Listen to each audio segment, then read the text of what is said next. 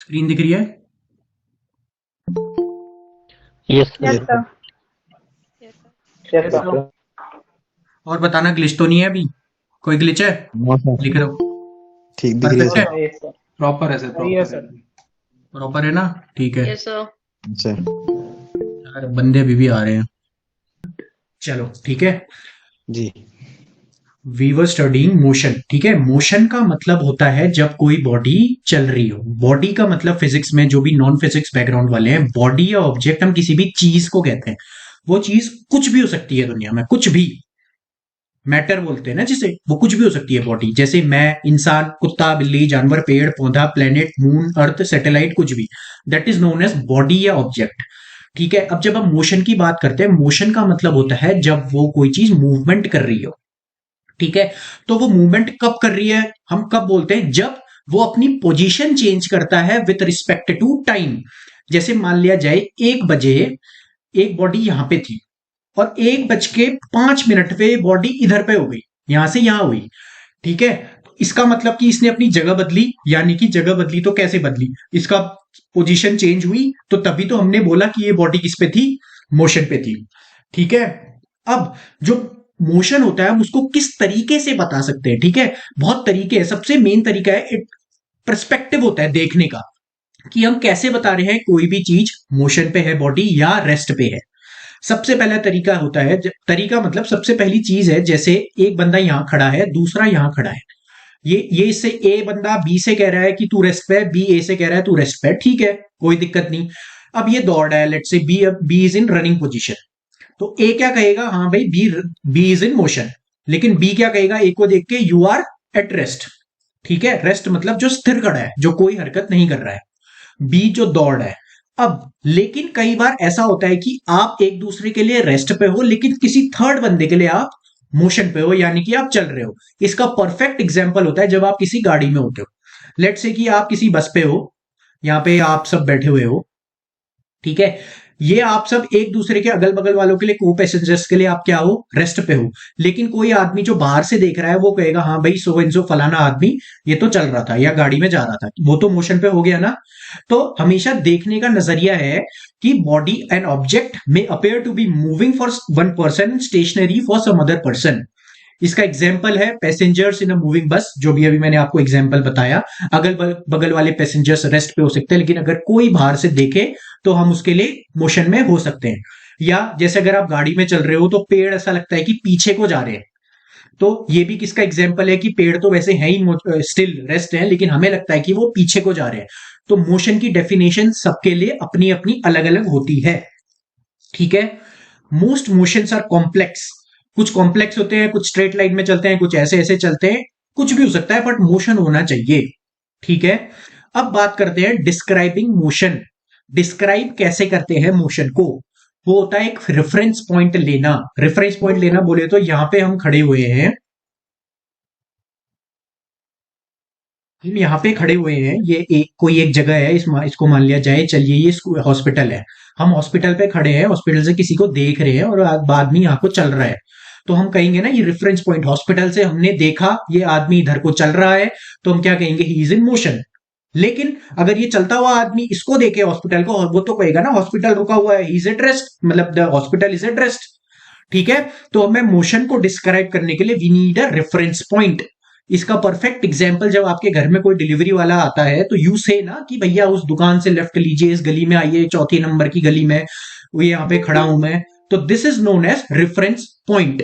ठीक है, अभी तक जितना होना था हो गया। अब आती है मेन एग्जाम्स की बात। ठीक है, अब बात करते हैं motion along a straight line. ठीक है, तो जो सिंपलेस्ट मोशन होता है वो एक स्ट्रेट लाइन में होता है। The simplest type of motion is the motion along a straight line. वो ऐसा भी हो सकता है, ऐसा भी, कैसे भी, बट एक वो स्ट्रेट लाइन में होना चाहिए। अब जो एनसीईआरटी के हिसाब से एक एग्जाम्पल दिया हुआ है, let me explain you this. ये आपकी काइंड ऑफ आप समझ लीजिए, आपकी एक नंबर लाइन समझ लीजिए, या जो समझते हैं आप समझ लीजिए, एक डिस्टेंस से समझ लीजिए। ठीक है, एक कोई भी बॉडी है, वो है ओ पोजिशन पे। ठीक है, let the body be at O. तो ओ की क्या है? 0 पे है वो ओ से गई सी पे, सी से गई फिर बी पे, और बी से गई ए पे। तो टोटल उसने डिस्टेंस कितनी कवर करी? 60 किलोमीटर कवर करी। अगर वो बॉडी ए से दोबारा बी में आएगी तो उसने इतनी डिस्टेंस भी तो कवर करी, +25 60 +25 35 जो भी इसमें दिया गया है उतनी आपकी टोटल डिस्टेंस हो गई। ठीक है, अब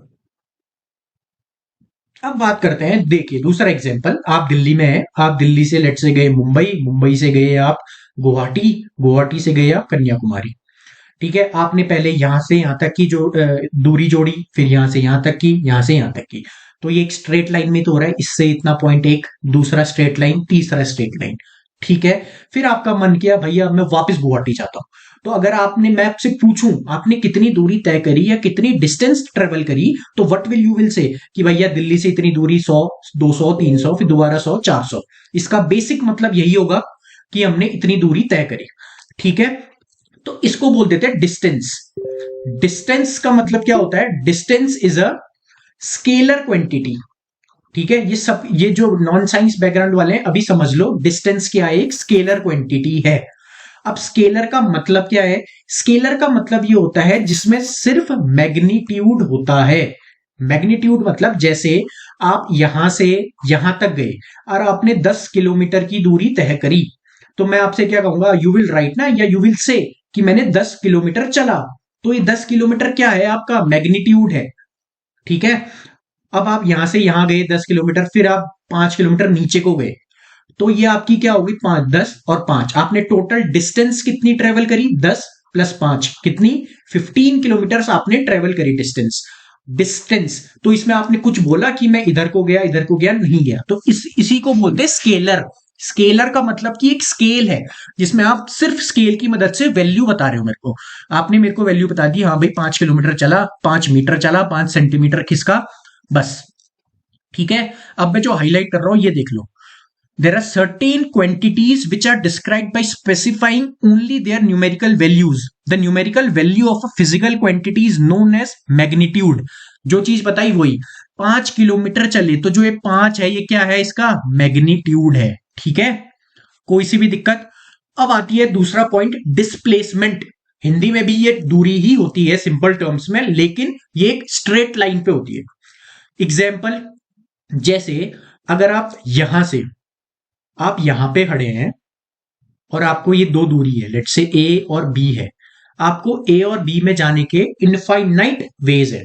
आप यहां से ऐसे जा सकते हो, आप ऐसे जा सकते हो, आप ऐसे भी जा सकते हो, आप गोल घूम के जाओ, आप छलांग मार के जाओ, आप जैसे जाओ। ठीक है, लेकिन जब हम डिस्प्लेसमेंट की बात करते हैं, किसकी, डिस्प्लेसमेंट की बात करेंगे, डिस्प्लेसमेंट का मतलब होता है शॉर्टेस्ट रूट। जो शॉर्टेस्ट रूट क्या हो सकता है, क्या होता है शॉर्टेस्ट रूट, एक straight line. It is always a straight line. यहां से यहां तक ये जो ये स्ट्रेट लाइन है जिसमें मैंने एरो लगाया, दिस इज द डिस्प्लेसमेंट। ये डिस्टेंस भी हो सकती है, लेकिन जब हम बात करें कोई भी दूरी, अब जैसे ये देखो, हम यहां से गए ये दिल्ली, दिल्ली से हम गए मुंबई, मुंबई से हम गए गुवाहाटी, गुवाहाटी से गए हम कन्याकुमारी। यहां मान लिया जाए 10 किलोमीटर, 20 किलोमीटर, 30 किलोमीटर। अगर हम डिस्टेंस पूछूं मैं आपसे, आप डिस्टेंस का मेरे को क्या बताओगे कि डिस्टेंस कितनी चली, 10 + 20 + 30, तो टोटल कितना हो गया, 50 60 किलोमीटर हुआ। लेकिन अगर मैं आपसे कहूं डिस्प्लेसमेंट कितना हुआ, you will draw a straight line. यहां से आप एक स्ट्रेट लाइन ड्रॉ करोगे और लेट से इसकी दूरी आ गई 20, मान लिया जाए 20 आ गई, तो डिस्प्लेसमेंट को हम एस से डिनोट करते हैं। एस क्या हो गया आपका, 20 हो गया। इसमें किसी को भी शक या कुछ भी दिक्कत है तो बताओ, हाँ या ना बोल दो, एक बार मैं दोबारा समझाता हूं वरना फटाफट से आगे बढ़ता हूं। हाँ या ना ही बोलना, डाउट्स में लास्ट में लूंगा, मैंने बता दिया कल ही। No doubt sir. No doubt sir. ठीक है, अब देखो एक चीज आती है ना, क्या डिस्प्लेसमेंट और डिस्टेंस सेम हो सकती हैं? ऑफ कोर्स सेम हो सकती है। क्यों? अगर ये है और ये है, अगर मैं ये कहूं मेरा मन पड़ा भाई मैं सीधे ही चले गया, कोई सी भी दिक्कत नहीं पड़ी ना, मैं सीधे चले गया, तो मेरे डिस्प्लेसमेंट भी सेम और डिस्टेंस भी सेम। ठीक है, दूसरा एग्जाम्पल, मान लिया जाए ये सर्कल है, ये है एक सर्कल, मैं यहां पर से शुरू हुआ और मैं यहीं पर ही खत्म हो गया। मान लिया जाए इस सर्कल का सरकमफेरेंस था 7 मीटर मान लो, तो इसका डिस्टेंस नापेंगे तो क्या निकालेंगे हम, इसका 2 पाई आर बोले तो 2 × 22/7 × 7, 7 से 7 कटा 44, तो इसका सरकमफेरेंस क्या आया 44 मीटर। अगर मैं आपसे कहूं इसकी डिस्टेंस कितनी हुई तो आप कितना कहोगे 44 मीटर में चला, यानी कि डिस्टेंस चला। लेकिन अगर मैं आपसे डिस्प्लेसमेंट कहूं तो कितना होगा 0 होगा। जिनको समझना आए जो नॉन साइंस बैकग्राउंड के हैं एक बार समझ लो 0 क्यों होगा, क्योंकि जब आपकी इनिशियल बोले तो जो आपकी शुरुआती पोजीशन है और जो आपकी फाइनल पोजीशन है वो तो सेम ही है भाई, यहीं पर ही और यहीं पर ही जाने में आपको कोई स्ट्रेट लाइन की तो जरूरत है ही नहीं ना, आप तो कुछ चले ही नहीं डिस्प्लेसमेंट के हिसाब से, तो इसीलिए आपकी डिस्प्लेसमेंट 0 हो गई। डिस्टेंस आपकी क्या होगी 44 होगी, क्योंकि आप पूरा मानते हो। ठीक है, किसी को कोई दिक्कत तो बताओ, फटाफट आगे बढ़ाओ। No sir. नॉन साइंस वालों को भी ठीक है, मैं रिपीट कर रहा हूं, सुन लो। ये आपका एक सर्कल है जिसका रेडियस कितना है 7 मीटर। ठीक है, आप इस ए पॉइंट से शुरू हुए और ए में ही खत्म हो गए, एक राउंड मार के, एक चक्कर आपने दौड़ के लगाई, भर्ती का एक दौड़ लगाई आपने। ठीक है, अगर आपने यहां से शुरू किया, मैं आपकी डिस्टेंस क्या कहूंगा, आप उसका सरकमफेरेंस ही तो बताओगे मेरे को, जो इसका सरकमफेरेंस कितना आया 44 मीटर, ये आपकी डिस्टेंस थी, आप इतनी डिस्टेंस चले। लेकिन अगर मैं आपसे कहूं कि डिस्प्लेसमेंट बताओ, डिस्प्लेसमेंट बताओ, डिस्प्लेसमेंट तो 0 होगा ना। क्यों 0 होगा, क्योंकि आप जहां चले वहीं खत्म हुए। और डिस्प्लेसमेंट क्या होता है, शॉर्टेस्ट रूट, अभी बताया था ना, शॉर्टेस्ट रूट, जो सबसे छोटा रूट होता है। अब यहीं चल के यहीं खत्म होना है तो हम इसको 0 ही तो मानेंगे, आप इसको बिल्कुल ऐड नहीं करोगे। ठीक है, आ गया समझ में? Yes sir. अब मैं आपसे एक क्वेश्चन पूछता हूं, लास्ट में जब मैं कंप्लीट कर लूंगा ना, जब हम क्वेश्चंस करेंगे तब मैं आपसे पूछूंगा, अगर आप सब लोगों ने अपने पास कॉपी रखी होगी। ये एक आपका ग्राउंड का ट्रैक है, ठीक है, सर्कुलर ग्राउंड है, इसकी है 7, मान लिया जाए 7 मीटर है। ठीक है, 7 नहीं 77 मान लो, 77 मीटर इसका रेडियस है। ठीक है, रेडियस है 77 मीटर। आप एक चक्कर मारने के, 1 राउंड मारने के आप 2 मिनट लेते हो। ठीक है, आप लेते हो 2 मिनट। तो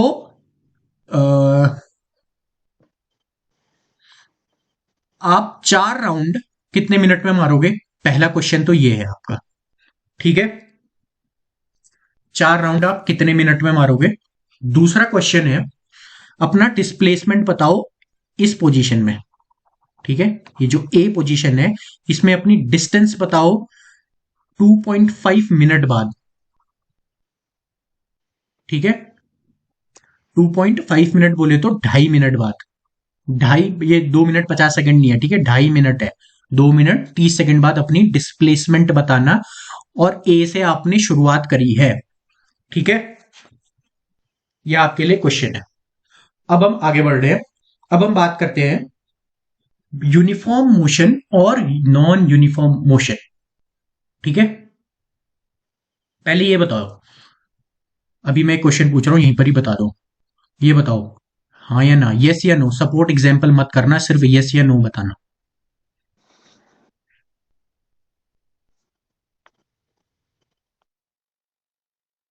Yes. Yes sir. Yes sir. Yes. Yes, sir. Yes sir. सबका आंसर Yes, यस है, sir. कोई नो कह रहा है? Yes sir. यस। सभी यस वाले हैं ना? All yes. ठीक है, ठीक है, ये भी अभी आप करोगे, ठीक है, मेरे को अभी बताओगे तुरंत ही। और ये अभी बताओ, थर्ड वाला अभी बताओ, सेकंड वाला जो है अभी जब हम डाउट्स करेंगे तब बताएंगे। थर्ड बताओ, which one of the following is true for displacement, it can not be 0 और its magnitude is greater than the object travel by the distance travel by the object. बताओ। बी। पहला, B is true. B Sir, is A. true. दोनों B, wrong sir. है क्या? दोनों दोनों wrong. Wrong है wrong है। सर। दोनों रॉन्ग है।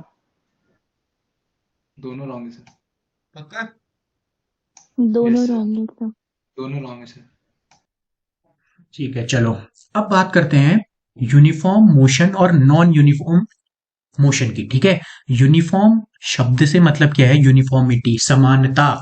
जैसे स्कूल में देखते हैं ना, सब बच्चे एक साथ है, सब बॉयज एंड गर्ल्स एक जैसे दिखते हैं, एक ही टाई, एक ही कोट पैंट जूते सब एक जैसे पहन के आते हैं। उसी का उल्टा नॉन यूनिफॉर्म मतलब अलग अलग होगा। ठीक है, अब हम कब बोलेंगे कि कोई भी बॉडी यूनिफॉर्म मोशन में कब है, जब वो बॉडी इक्वल डिस्टेंसेस ट्रेवल करे, इक्वल डिस्टेंस ट्रेवल करे इन equal intervals, in equal time, ठीक है, इन इक्वल इंटरवल्स ऑफ टाइम। जैसे आप गए कहीं से कहीं जा रहे हो, आपने पहले के आधे घंटे में 5 किलोमीटर कवर किया, दूसरे के आधे घंटे में फिर 5 किलोमीटर कवर किया, तीसरे के आधे घंटे में फिर 5 किलोमीटर कवर किया, और आखिरी के आधे घंटे में भी 5 किलोमीटर कवर किया। सब में आधा आधा घंटा था, ये टाइम है, ठीक है, 1.5 ऊपर जो मैं बोल रहा हूं 1.5 आवर, ये टाइम है। अगर मैं कहूं आपसे आप आधे घंटे में 5, दूसरे आधे घंटे में 5, तीसरे आधे घंटे में 5, चौथे आधे घंटे में 5 कर रहे हो, तो क्या ये चीज सेम है? Equal distances in equal intervals of time. तो अगर आप जब बराबर ही डिस्टेंस कवर कर रहे हो बराबर समय में, तो अब आपका मोशन कैसा होगा? यूनिफॉर्म मोशन होगा, ठीक है। इसी का उल्टा non uniform motion. Non uniform motion का मतलब होता है when you are covering unequal distances in equal intervals of time, ठीक है। अब इसमें कई लोग पूछेंगे अनइक्वल क्यों है? अगर दोनों ही अनइक्वल हो गए तो काइंड ऑफ तो इक्वल ही हो गया ना। जब आप समय तो सेम ही लोगे तभी तो पता चलेगा, डिस्टेंस आप अलग ट्रेवल कर रहे हो। अब फिर से वही, पहले के आधे घंटे में आपने 5 कवर करी, फिर लग गया जाम, आपने 2 ही किलोमीटर कवर कर पाए, फिर आपने खींची रफ्तार और आप 10 कवर कर पाए, फिर लास्ट में फिर 5 कवर कर पाए। टाइम फिर से 1.5 आवर, 1.5 आवर, 1.5 आवर, 1.5 आवर। इसमें आपको क्या दिखा कि आप भैया 5 ही किलोमीटर कवर कर रहे हो, इसमें 2 ही, फिर इसमें 10 कर लिया आपने, फिर आप दोबारा से 5 में आ गए। तो इसका मतलब क्या हुआ? You are travelling at a non uniform motion, ठीक है। इसका example equal distances in equal interval of time का आप अगर एग्जाम्पल हो गए, लेट से कि आप किसी हाईवे में हो बहुत बढ़िया से, आप उसमें आधे घंटे का अगर स्ट्रेच लो, आप देखते हो कि हर 5 मिनट में मैं 1-1 किलोमीटर कवर कर रहा हूं, मान लिया जाए, तो आप क्या कहोगे? You are in a uniform motion. लेकिन जब आप नॉन यूनिफॉर्म मोशन की बात करो, अपना day to day life example लो, आप स्कूटी से या किसी भी गाड़ी से, कॉलेज से, किसी इंस्टीट्यूशन से जॉब करके जब घर आते हो, आप चल रहे हो बढ़िया, आपको जाम मिला, आपको ट्रैफिक मिला, आपको सामने आ गया, आप कोई दोस्त मिल गया, तो आप रुक जाते हो, फिर दोबारा चलते हो, फिर कोई स्पीड कम हुई, फिर तेज चलाते हो। तो ये क्या है? नॉन यूनिफॉर्म मोशन है, ठीक है। और जो equal distances in equal intervals of time है ना, ये सिर्फ देखने का नजरिया। अगर आप आधे आधे घंटे की बात कर रहे हो, अगर मैं इसी को और छोटे डिस्टेंसेस में कवर कर दूं, मान लिया जाए मैं इसको 5-5 मिनट के कवर कर दूं, तो 6 डैश तो यही बन गए। मान लिया जाए पहले 5 मिनट में 100 मीटर करा, फिर दूसरे में 500 मीटर करा। तो हमेशा ये देखा जाता है, एक बड़े से स्ट्रेच में देखें तब ये इक्वल यूनिफॉर्म कर रहा है, लेकिन छोटे में देखें तो नहीं कर रहा है, ठीक है। ये हमेशा देखने का नजरिया है। किसी को इसमें डाउट है तो बताओ, दोबारा समझाता हूं, वरना फिर आगे बढ़ते हैं। No sir. सब ओके ना? No sir. ठीक है। No, अब sir. बात करते हैं measuring the rate of motion. Measuring the rate of motion. Rate of motion मतलब हम कैसे जो पता लगाएं किस तरीके से बढ़ रहा है। जैसे हम आपसे कहें भैया 50 किलो के हो, आपने वो क्या बोला कि ये स्पीड से बढ़ रहा है, तो स्पीड जो है यहाँ पे जो वो यूनिट है that is known as speed, ठीक है। जब हम स्पीड की बात करते हैं, स्पीड का मतलब क्या होता है? स्पीड का फॉर्मूला होता है speed is equals to distance upon time. जो नॉन साइंस बैकग्राउंड वाले बच्चे हैं, प्लीज इस फॉर्मूले को गांठ बांध लेना, दिस इज वेरी इंपॉर्टेंट, ठीक है। Speed is equals to distance upon time, ठीक है। आपकी स्पीड क्या रही, आप किस स्पीड से जा रहे हो। अगर आपकी गाड़ी 50 किलोमीटर स्पीड दिखा रही है, इसका मतलब क्या है? 50 किलोमीटर प्रति घंटे की स्पीड से जा रहे हो, ठीक है। अगर आप इसको इंटरचेंज भी कर सकते हो न्यूमेरिकल्स के अकॉर्डिंग। छोटा सा एग्जांपल दे देता हूं, जैसे s equals to D upon T है। अगर आपको टाइम निकालना है तो t इधर आ जाएगा, क्या हो जाएगा? t equals to D upon S. तो ऐसे करके डिस्टेंस निकालनी है तो डिस्टेंस क्या हो जाएगी? s into T. ये नॉन साइंस बैकग्राउंड वालों के लिए, ठीक है। इतना आ गया समझ में। अब इसकी एसआई यूनिट क्या होती है? सबसे पहले एसआई यूनिट का मतलब समझ लो। एसआई का मतलब क्या होता है? This is a French word. इसका मतलब होता है सिस्टम इंटरनेशनल। सिंपल भाषा के लिए एक स्टैंडर्ड समझ लो। जैसे हम बोलते हैं ना स्टैंडर्ड, भैया इंडिया में स्टैंडर्ड क्या करेंसी क्या है? अगर मैं आपको डॉलर दूंगा, आप मेरे को अपनी दुकान से कुछ नहीं दोगे, तो वही चीज है, स्टैंडर्ड है जो एक समान चलेगा पूरे देश में या पूरी दुनिया में। एसआई यूनिट ऑफ स्पीड क्या होती है? Metre per second. कहीं कहीं पे नॉन साइंस बैकग्राउंड वालों सुन लो, मीटर पर सेकंड ऐसे भी दिया होता है, तो ये दोनों चीजें इक्वल ही होती हैं, मीटर ऑब्लिक एस या मीटर एस की पावर -1। ठीक है, एसआई यूनिट ऑफ स्पीड, वही से भी दिक्कत।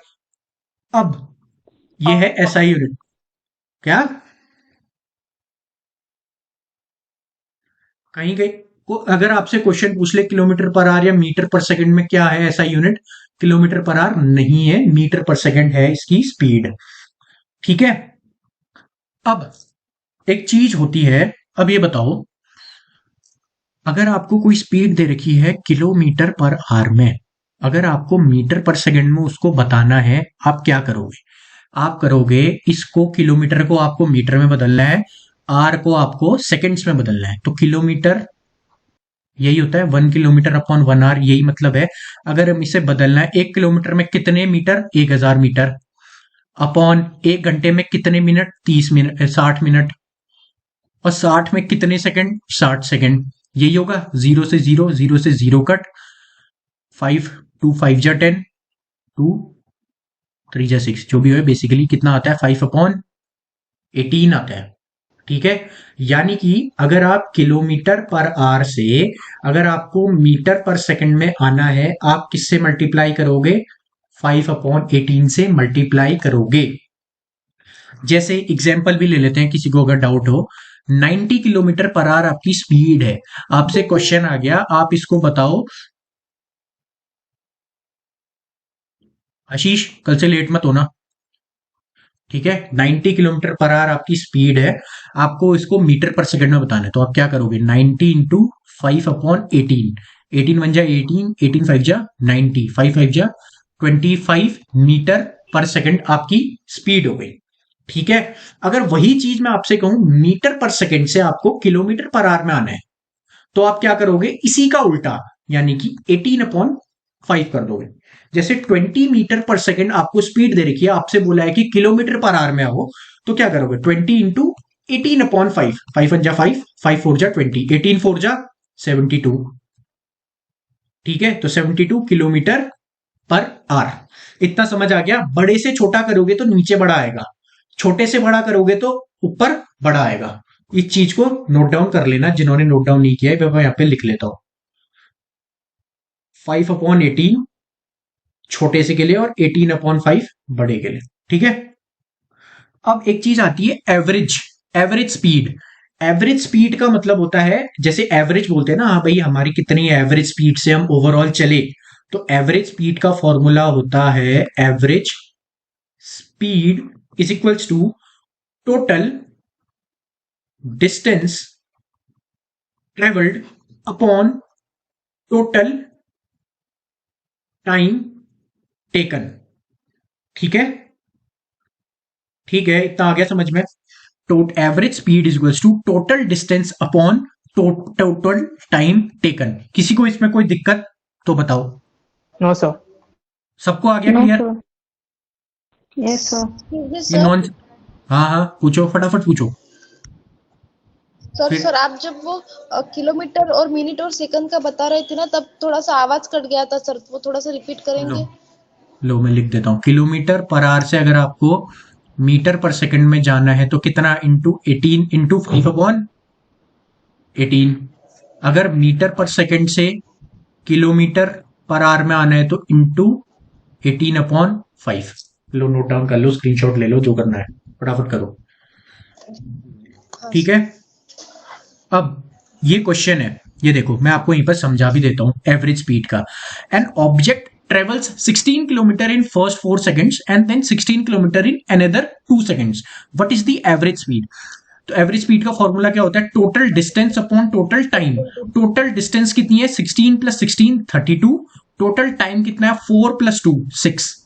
तो 6/32/6, तो आपका आंसर कितना आ गया? 5.33 मीटर पर सेकेंड। यानी कि आपकी एवरेज स्पीड कितनी आई? 5.33 मीटर पर सेकेंड। ठीक है, अब एक कॉन्सेप्ट आता है वेलोसिटी का। वेलोसिटी, ठीक है। वेलोसिटी को हम v से डिनोट करते हैं, कहीं कहीं पे स्पीड को भी v से डिनोट करते हैं, लेकिन ऑफिशियली हम v को वेलोसिटी के लिए ही यूज करते हैं, ठीक है। स्पीड और वेलोसिटी सेम होता है, एक्सेप्ट स्पीड में क्या वेलोसिटी में क्या आ जाती है ना, डायरेक्शन भी आ जाती है। अब ये डायरेक्शन का मतलब भी अभी समझाता हूं, ठीक है। जैसे मैं कहूं आप ए पोजीशन से बी पोजीशन में गए, प्लीज म्यूट कर लेना जिसका भी माइक ओपन है। ए पोजीशन से आप बी पोजीशन में गए, ठीक है। आप अगर आपकी स्पीड थी लेट से 10 किलोमीटर पर आवर, अगर आप स्पीड बोलोगे तो आप जस्ट कहोगे मैं 10 किलोमीटर पर आवर की स्पीड से गया। लेकिन जब आप वेलोसिटी को समझाओगे, आप कहोगे मैं ए से बी को गया 10 किलोमीटर पर आवर की स्पीड से, यानी कि आपने यहां डायरेक्शन भी तो बताई, मैं ए से बी को गया या बी से ए को आया, जो भी आपके कंडीशन को सूट कर रहा है। मैं इस जगह से इस जगह तक गया 2 मीटर पर सेकंड की स्पीड से, तो ये हो गई वेलोसिटी, ठीक है। जहां पे भी आपका मैग्नीट्यूड तो है ही, मैग्नीट्यूड मतलब क्या होता है, जो वैल्यू होती है ये 2 10, इसको बोलते हैं मैग्नीट्यूड। प्लस अगर जब डायरेक्शन भी इसमें इंक्लूड हो जाए तो यही चीज क्या हो जाती है, वेलोसिटी हो जाती है, नहीं तो अदरवाइज बोथ आर सेम, ठीक है। जिसमें मैग्नीट्यूड प्लस डायरेक्शन दोनों है उसको बोल देंगे वेलोसिटी। और इसमें एक चीज होती है, आप ध्यान से सुनना, जैसी अगर ना ये 10 किलोमीटर पर आवर की स्पीड है, मैंने तुमको पीछे से धक्का दे दिया, तुम्हारी स्पीड या तो बढ़ेगी या घटेगी, चलो धक्का दिया तो मान लिया जब बढ़ गई, आपकी 11 किलोमीटर पर आवर हो गई। लेकिन अगर मैंने आपकी डायरेक्शन चेंज कर दी, मैंने आपको साइड में धक्का दे दिया, तब भी आपकी वेलोसिटी में चेंज आएगा ही आएगा। लेकिन स्पीड में ऐसा नहीं होता है, क्यों नहीं होता, क्योंकि उसमें डायरेक्शन तो होती ही नहीं है, ठीक है। लेकिन वेलोसिटी में होती है। जब भी आप मैग्नीट्यूड या डायरेक्शन दोनों में से किसी भी एक चीज को अगर आप चेंज करोगे तो वेलोसिटी में चेंज आएगा ही आएगा। अब जैसे हमने ऊपर बात करी थी एवरेज स्पीड की, यहां पे हम एवरेज वेलोसिटी की बात करते हैं। एवरेज वेलोसिटी का फॉर्मूला होता है u plus we upon 2।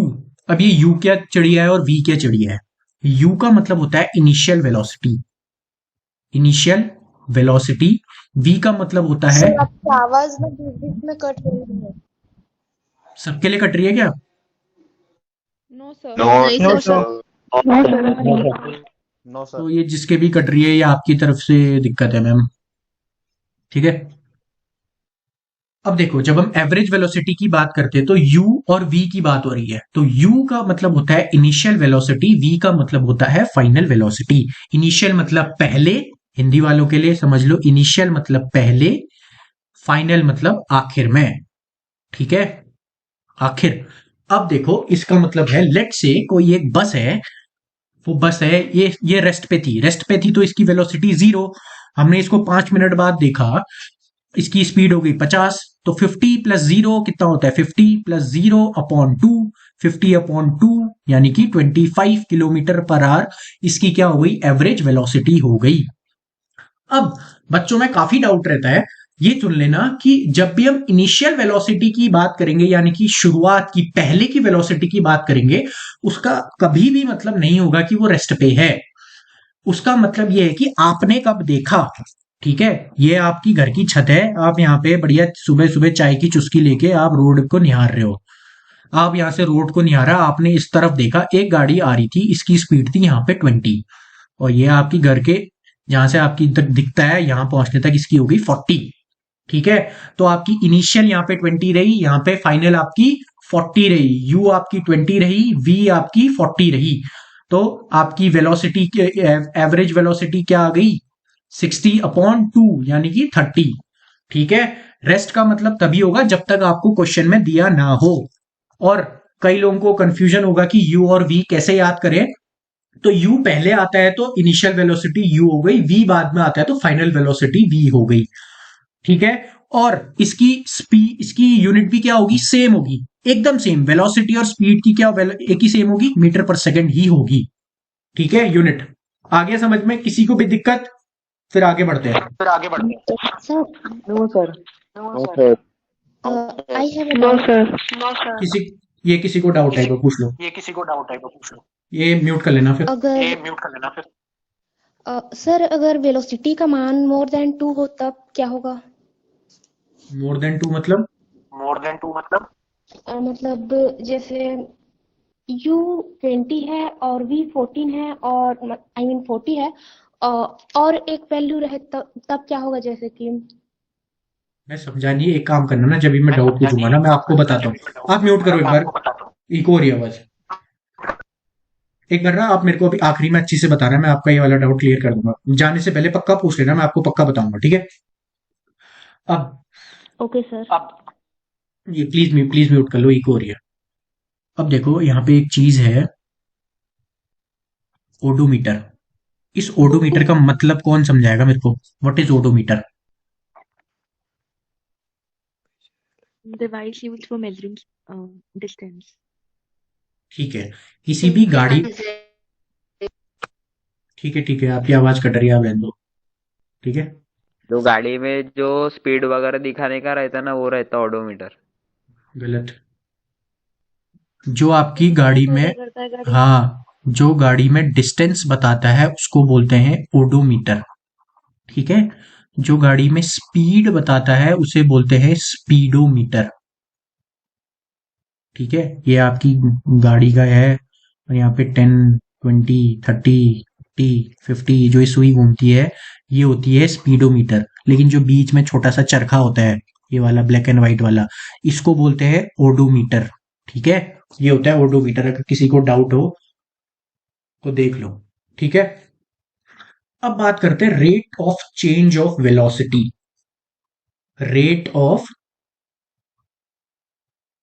Change of velocity, कभी भी पूरे फिजिक्स में कभी भी रेट ऑफ चेंज आए ना, जहां पे ये शब्द आ जाए रेट ऑफ चेंज, इसका मतलब होता है हमेशा अपॉन में टी आएगा, ठीक है?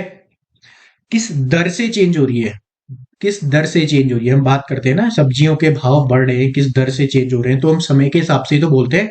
हम बोलेंगे 1 महीने पहले प्याज का दाम 30 था, आज हो गया है 50, तो किस हिसाब से बोला हमने? टाइम के हिसाब से बोला ना। इसीलिए हमेशा अपॉन टी आता है जब भी हम रेट ऑफ चेंज की बात करते हैं। ऑफ कुछ भी हो आगे, हमेशा नीचे टी आएगा, ठीक है? जब हम rate of change of velocity की बात करते हैं तब इसमें एक नई चीज ले आते हैं जिसको बोलते हैं एक्सेलरेशन, ACCELERATION, एक्सेलरेशन। एक्सेलरेशन क्या होता है? The measure of in the change of change in the velocity of an object per unit time, ठीक है? Acceleration A is equals to change in velocity, change in velocity कब? Per unit time. T मतलब time है, ठीक है? यहाँ पे अब इसको कैसे निकालते हैं? इसका मैथमेटिकल फॉर्मूला होता है A is equals to V minus U upon T. अभी मैंने बताया था V का मतलब क्या होता है? Final velocity. U का मतलब होता है इनिशियल वेलोसिटी। दोबारा रिपीट करने के लिए, V का मतलब आखिरी वाली जो आप लास्ट में देखते हो, इनिशियल माने जो शुरुआत की है, जो प्रारंभिक आपने देखी है, ठीक है? अगर कोई बॉडी धीरे धीरे अपनी स्पीड पकड़ के ऊपर को जा रही है, यानी कि जब आपकी फाइनल वेलोसिटी ज्यादा है, आपने जब बाद में देखी उसकी स्पीड ज्यादा थी और पहले देखी तो कम थी, इट मीन्स कि उसने एक्सेलरेट किया होगा, उसमें एक्सेलरेशन आया होगा उस बॉडी में। तब ऐसे एक्सेलरेशन को हम क्या बोलते हैं? पॉजिटिव एक्सेलरेशन या नॉर्मली एक्सेलरेशन बोलते हैं।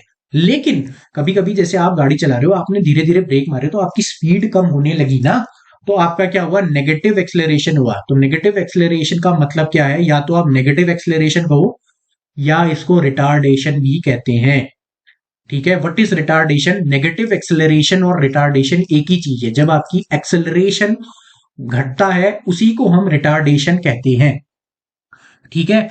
अब इसकी एसआई यूनिट की बात आई तो क्या होगा? ये इसमें से इसमें कुछ माइनस करोगे तो ऊपर मीटर पर सेकंड ही होगा, अपॉन टी क्या है? सेकंड है। टाइम की क्या होती है? सेकंड। तो मीटर पर सेकंड स्क्वायर, या इसको मीटर पर ऐसे भी लिख सकते हो, ठीक है? ये दोनों सेम है, एक्सेलरेशन की यूनिट है, ठीक है? इसमें किसी को डाउट है तो बताओ। सर एक बार एक्सेलरेशन दोबारा बताना। देखो, एक्सेलरेशन का मतलब होता है जब आपकी वेलोसिटी में चेंज आए। वेलोसिटी का मतलब क्या होता है? V माइनस यू होता है अपॉन टी लेंगे, ठीक है। वी मतलब फाइनल, यू माने इनिशियल। लेट से कि आपने देखा, आपने कोई देखी गाड़ी, वो 20 की स्पीड से चल रही थी और बाद में उसकी स्पीड हो गई लेट से 80, तो v माइनस यू कितना हो गया 60 अपॉन टाइम मान लिया जाए आपने देखा 1 घंटे में, तो 1 हो गया, तो इसकी एक्सेलरेशन कितनी होगी 60 किलोमीटर पर आवर। वहीं अगर आपने दूसरी तरफ देखा, लेट से कि आपने देखा कि उसकी u थी 80, v हो गई 20, यानी कि कम हो गई ना स्पीड, लेकिन आप फॉर्मूला तो यही लगाओगे 20 माइनस 80 अपॉन 1 घंटे में देखा आपने, तो 1 हो जाएगा। तो 20 माइनस 80 क्या होगा -60 होगा। -60 का मतलब तो कुछ होता ही नहीं है ना असलियत में, यहाँ पे जो माइनस साइन है वो डिनोट कर रहा है कि आपकी एक्सेलरेशन कम हो रहा है, ना कि बढ़ रहा है। समझ आ गया। और इसकी यूनिट होती है मीटर पर सेकंड, ये मीटर सेकंड की पावर -2 या मीटर पर सेकंड, इसको आप ऐसे लिखते हो, ठीक है। Okay sir, okay. अब इसी में एक चीज आ जाती है, हाँ sir what is odometer? Sir आप फिर से रिपीट कर दीजिए। ओडोमीटर वो होता है जो आपकी गाड़ी की चली हुई डिस्टेंस बताता है, आपने आज तक कितना चल लिया या आज शुरू करके कितना चला, जो डिस्टेंस बताता है ना नीचे पे वो घूमने वाला चरखा, उसको बोलते हैं ओडोमीटर। Yes sir. और सर एक्सेलरेशन की है ना मीटर स्क्वायर। हाँ, ये एक्सेलरेशन की है, ठीक सर है। एक वो रिटार्डेशन और बताना। रिटार्डेशन मतलब नेगेटिव एक्सेलरेशन, जैसे आपकी जब फाइनल स्पीड कम हो गई लेकिन इनिशियल आपकी ज्यादा थी, तो जो नेगेटिव वैल्यू आई, ये नेगेटिव रिटार्डेशन को ही बताता है, रिटार्डेशन या नेगेटिव एक्सेलरेशन, ठीक है। असलियत में उसकी 60 ही एक्सेलरेशन है, लेकिन नेगेटिव वो बता रहा है कि वो कम हो गई है, ठीक है। अब बात करते हैं यूनिफॉर्म। यूनिफॉर्मली एक्सेलरेटेड मतलब सेम वेलोसिटी जैसा भाई, वो थोड़ी थोड़ी कुछ इक्वल इंटरवल्स ऑफ टाइम में उसकी एक समान स्पीड बढ़ रही है। आधे घंटे में मान लो उसने 10 किलोमीटर बढ़ाई, अगले आधे घंटे में फिर 10 बढ़ाई, तो हम बोल सकते हैं ना यूनिफॉर्म एक्सेलरेशन हो रहा है। लेकिन वही अगर कोई चीज इक्वल इंटरवल्स ऑफ टाइम में अलग अलग बढ़ाई, यहाँ पे इसने 5 बढ़ाई, फिर 15 कर दी, फिर 2 ही बढ़ाई, तो ये अलग अलग इसने अपना एक्सेलरेशन किया ना, इसी को बोल देंगे नॉन यूनिफॉर्म एक्सेलरेशन, ठीक है। इसका एक परफेक्ट एग्जाम्पल है, मैं जहां पे आपको एक ये वो कर रहा हूं, हाईलाइट कर रहा हूं, आप अपनी बुक में भी देखना अभी।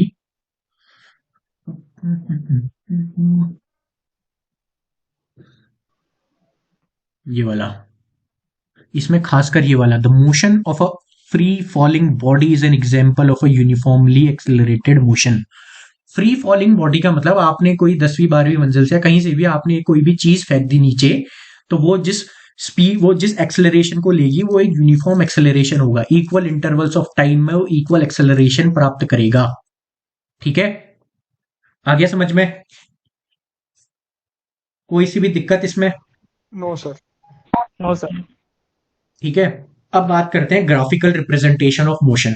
ये आपको कोई जरूरत नहीं है निकालने की, बस आपको पता होना चाहिए इस ग्राफ का मतलब क्या है। एक पहला ग्राफ आता है डिस्टेंस टाइम ग्राफ। डिस्टेंस यहां पे बताई जाती है, टाइम यहां पे बताया जाता है, ठीक है। अब मान लिया जाए उसने 5, 10, 15, 20, 5, 10, 15, 20, ठीक है। 5 सेकंड में उसने 5 मिनट कवर किया, अगले 5 सेकंड में फिर 5 कवर किया, फिर 5 कवर किया, फिर 5 कवर किया, तो ये के जैसा बनेगा, this will be a straight line, ठीक है। यही तो बनेगा। ये किसी को डाउट है इसमें क्यों बनेगा ऐसा? नहीं है ना डाउट। तो जो भी कोई ऐसा ग्राफ दिखे आपको जिसमें एक स्ट्रेट लाइन बने, तो ये किस चीज का ग्राफ होगा? Distance time graph of an object moving with uniform speed या यूनिफॉर्म वेलोसिटी, आप जो कहो, ठीक है। जब कोई ऐसा ग्राफ बने, क्वेश्चन आया हुआ है, मतलब ग्राफ से मिलता जुलता क्वेश्चन आया हुआ है, इसलिए ग्राफ पढ़ा रहा हूं। जब कोई ऐसा ग्राफ बने कि भैया हाँ ये इक्वल डिस्टेंसेस ट्रेवल कर रहा है इक्वल इंटरवल ऑफ टाइम में, अगर नॉन यूनिफॉर्म होता तो उसका ग्राफ कैसा बनेगा आप बताना। मैं 2 ग्राफ बना रहा हूं, ठीक है। ए और बी में से कौन सा हो सकता है? बी। B1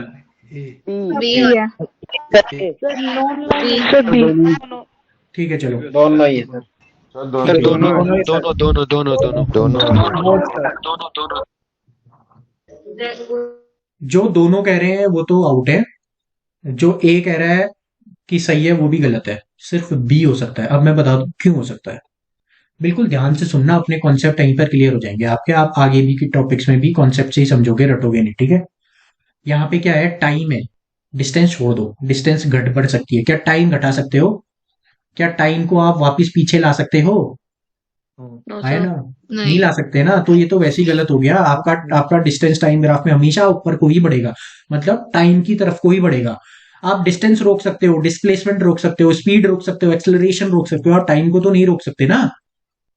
तो टाइम तो हमेशा ही ऐसा बढ़ता हुआ जाएगा। इसीलिए बी वाला सही है, ए वाला गलत है। ये पीछे को नहीं आएगा, ये आगे को ही जाएगा, कैसा भी जाए, वो टेढ़े जाए सीधे जाए, ठीक है। तो ये कैसा हो गया, ये वाला जो ये ऐसा बनाया था, ये नॉन यूनिफॉर्म का हो गया, ठीक है, ग्राफ। ठीक है, कोई दिक्कत? No sir. No sir. अब ये बताना ये कौन सा ग्राफ है, ठीक है। ये आपके क्वेश्चन में आ चुका है, लेकिन मैं आपसे अभी पूछ दे रहा हूं। यहाँ पे डिस्टेंस है, ये टाइम है, ये बताओ ये कैसा ग्राफ है? वेलोसिटी। अरे कांस्टेंट स्पीड का। Sir velocity time graph. मेरे को दो तीन ऑप्शन आ रहे हैं, एक कोई कह रहा है वेलोसिटी वाला, एक कह रहा है रेस्ट वाला। Constant speed. Uniform velocity. Constant भी गलत है, रेस्ट सही है, रेस्ट सही है। सुनो अब क्यों है, सुनो। ये ग्राफ है, मैंने आपको ये लिखा ना, यहाँ पे टाइम, सुनो, यहाँ पे टाइम लिखा है, यहाँ पे डिस्टेंस लिखा है, तो वेलोसिटी का मतलब ही कहां से आया? नहीं आया ना अभी वेलोसिटी का मतलब ग्राफ के हिसाब से। अब ये देखो, यहाँ पे हमने देखा, लेट से इसकी यहाँ पे वैल्यू है 20, तो यहाँ पे देखा, यहाँ पे 20, यहाँ भी 20, यहाँ भी 20। ग्राफ पढ़ना तो सबको आता है, टाइम बढ़ रहा है आपका, लेकिन आपकी बॉडी जो है वो एक ही जगह पे तो रुकी हुई है, ठीक है। तो ये क्या है, ये एक रेस्ट का ग्राफ है, ये रेस्ट दिखा रहा है कि बॉडी इज एट रेस्ट, ठीक है। Okay sir. और वेलोसिटी और उसका भी सेम ग्राफ बनता है, ठीक है, याद रखना। अब आपके उसमें ना तीन वो है, 3 इक्वेशंस ऑफ मोशन है, इसमें ग्राफिकल मेथड से बुक में बताया गया है, आपको कोई जरूरत नहीं है पढ़ने की, मतलब आपको पता होना चाहिए क्या है। कोई आपके बोर्ड्स तो चल नहीं रही कि आपको उसको डिड्यूस करना है, उसको निकालना है, कोई दिक्कत नहीं, बस पता कर लो। v इक्वल्स टू क्या होता है, u प्लस at, ये होती है फर्स्ट इक्वेशन ऑफ मोशन। दूसरी क्या होती है, s is equals to ut plus half at square, ये होती है second equation of motion. v square is equals to u square plus 2as, ये होती है आपकी थर्ड इक्वेशन ऑफ मोशन। ये आपकी यहां पे दी हुई है, ये 3, ठीक है। मैंने इसको ऐसे लिख लिया है, समझ जाना है क्यों लिखा है, इधर से इधर जाएगा तो पॉजिटिव ही हो जाएगा v स्क्वायर, ठीक है। अब ये v u a आते हैं। हाँ, एक दो आते हैं यार, मैंने तो देखे हैं भाई आए हुए, इसलिए बताया मैंने। अब मैं आपको मतलब बता देता हूँ, v u s का मतलब क्या है। इसमें v का मतलब क्या है, फाइनल वेलोसिटी, u मतलब initial velocity, a acceleration, t माने टाइम, s यहाँ पे डिस्प्लेसमेंट है, u बता दिया, t बता दिया, हाफ at स्क्वायर पता ही है, इसमें भी s क्या है, डिस्प्लेसमेंट है, ठीक है। अब मैं आपको पहला बता देता हूँ ये निकलता भी कैसा है। a क्या होता है, v minus U upon T होता है, ये t यहाँ चले गया तो at हो गया, v माइनस यू हो गया, v इधर आ गया तो u इधर आ गया, v equals to u plus at, ये क्लियर भी हो गया, ठीक है। ऐसे ही करके बाकी भी निकलती है, जो अभी आपके मतलब की चीज नहीं है, ठीक है। इतना सबको क्लियर हो गया। ये कैसे निकलती है ये मत पढ़ने बैठना, ठीक है। इसका ये यूज कहाँ होगा खुद ही सोचना। अगर आपको एक्सेलरेशन दे रखा है, आपसे बोल रखा है फाइनल वेलोसिटी दे रखी है, टाइम दे रखा है, इनिशियल वेलोसिटी निकालो, तो निकाल लोगे ना सीधे फॉर्मूले में रख के, इसको तो कोई समझाने की जरूरत नहीं है। आपको स्पीड दे रखी है, आपको एक्सेलरेशन दे रखा है, फाइनल इनिशियल वेलोसिटी दे रखी है, डिस्प्लेसमेंट निकालो गएगा, निकाल लोगे, right? Yes sir. Yes sir. ठीक। अब बात करते हैं यूनिफॉर्म सर्कुलर मोशन की, ठीक है। यूनिफॉर्म सर्कुलर मोशन, अब देखो लेट से कि आप इस रेक्टेंगुलर ट्रैक में दौड़ रहे हो, आप यहाँ पे हो भाई साहब, आप यहाँ पे हो, आपने यहाँ से दौड़ लगाई, आप यहाँ पहुंचे, फिर आपने अपनी स्पीड बदली, डायरेक्शन भी बदली, इधर को दौड़े, फिर डायरेक्शन बदली, इधर को दौड़े। इट मीन्स कि आपने इसमें 4 बार दौड़ा। अब ये है हेक्सागन, हेक्सागन बोले तो जिसकी 6 साइड होती है, 1 2 3 4 5 6। तो अगर आप ऐसे दौड़ रहे हो इसमें, फिर आपने 6 बार अपनी डायरेक्शन बदली, जब भी आपकी डायरेक्शन बदलती है, इट मीन्स कि आपका क्या होता है, चेंज इन वेलोसिटी आता है, क्योंकि उसमें मैग्नीट्यूड और डायरेक्शन दोनों होते हैं। तो अगर आपने डायरेक्शन ही क्यों ना बदली, तो वेलोसिटी में चेंज इन वेलोसिटी क्या होता है, एक्सेलरेशन होता है। अभी देखो ऑक्टागोनल है, ऑक्टा मतलब 8, तो 1 2 3 4 5 6 7 8, तो 8 है। तो जब भी आपकी यहाँ बार बार चेंज हो रही है तो आपकी क्या होगी चेंज। इसको हम धीरे धीरे करके अगर हमने इसकी साइड ही कम कर दी तो अल्टीमेटली ये क्या बन गया, सर्कुलर ट्रैक बन गया। तो अब हर बारी तो आप मुड़े हुए हो ना, थोड़ी एक एक जितना भी है कुछ ना कुछ टाइम में एक माइन्यूट फ्रैक्शन ऑफ सेकंड्स में आप अपनी बार बार डायरेक्शन बदल रहे हो। तो ये क्या है आपका बार बार चेंज इन वेलोसिटी आ रहा है। चेंज इन वेलोसिटी मतलब एक्सेलरेशन, ठीक है। इसमें पूरा जो चीज समझाई गई है उसका सार यही है। अब ये देखो इसका फॉर्मूला क्या है, v क्या होता है 2 पाई r। 2 पाई r क्यों निकाला, डिस्टेंस है, distance circular distance upon t, ठीक है। अब ये लाइन ध्यान से सुन लो, when an object moves in a circular path with uniform speed its motion is called uniform circular motion, ठीक है। बस इतना ही है आपका इस चैप्टर में। हाँ एक चीज और है, ये छोटा सा ये वाला जो ये चीज है आपने बच्चों ने हमेशा किया होगा ये, जैसे आपने किसी रस्सी के साथ कुछ बांध रहे हो, घुमा दिया घुमा रहे हो, और अचानक से आपने छोड़ दिया। लेट से इस बच्चे ने यहाँ छोड़ दिया, तो ये किधर को जाएगा, स्ट्रेट लाइन में जाएगा, अंदर को जाएगा, यहीं गिर जाएगा, या कुछ ऐसे जाएगा, बताओ। ऐसे ही जाएगा सर, जैसे आप स्ट्रेट लाइन से ये बनाया ना मैंने, वैसे ही जाएगा। Yes sir. इसको नॉन साइंस वाले सुन लो, इसको क्या कहते हैं, टेंजेंट कहते हैं। जो भी है किसी भी पॉइंट में आप इसको यहाँ पे छोड़ते तब भी ये स्ट्रेट लाइन में जाता, यहाँ पे छोड़ते यहाँ पे जाता, स्ट्रेट लाइन में जाता। It always go in a straight line. तो जो स्ट्रेट लाइन बनेगी इसको क्या बोलते हैं, टेंजेंट बोलते हैं, ठीक है। यहाँ पे लिख लो टेंजेंट। एक सर्कल के कितने टेंजेंट होते हैं, इनफाइनाइट टेंजेंट होते हैं, ठीक है। लेट्स से ये सर्कल है, गंदा सा सर्कल, तो ये एक टेंजेंट, 2 3 4 इनफाइनाइट टेंजेंट्स होते हैं, ठीक है। आ गया समझ में,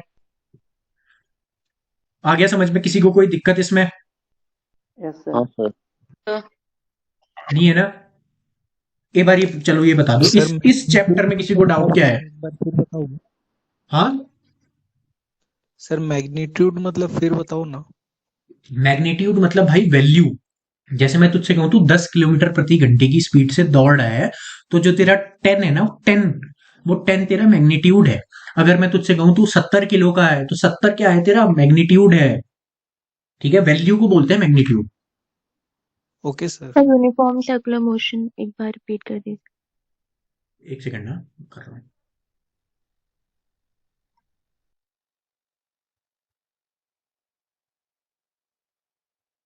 यूनिफॉर्म सर्कुलर मोशन मतलब देखो, सर्कुलर मोशन, ठीक है। यूनिफॉर्म क्यों हो रहा है, अब ये देखो, पहले आप इसका एग्जांपल लो। आप ये रेक्टेंगुलर समझ गए ना, इसने 4 बार अपनी क्या बदली, यहाँ पे डायरेक्शन बदली, वेलोसिटी में चेंज आएगा डायरेक्शन की वजह से। फिर आपने उसको 6 कर दिया तो 6 बार बदली, आपने 8 कर दिया तो फिर 14 कर दिया, आपने 20 कर दिया, 50 कर दिया। फिर अल्टीमेटली ऐसा टाइम आएगा जब आप एक सर्कुलर मोशन में हो।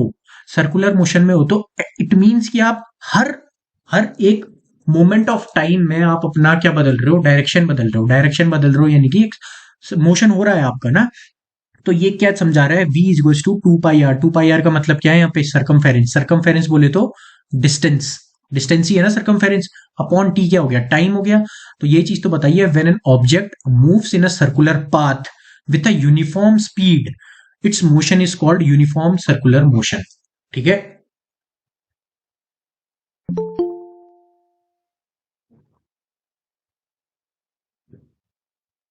आ गया समझ में, आगे बढ़ू। मैंने जो क्वेश्चन दिए थे वो कर लिया होगे ना तुमने।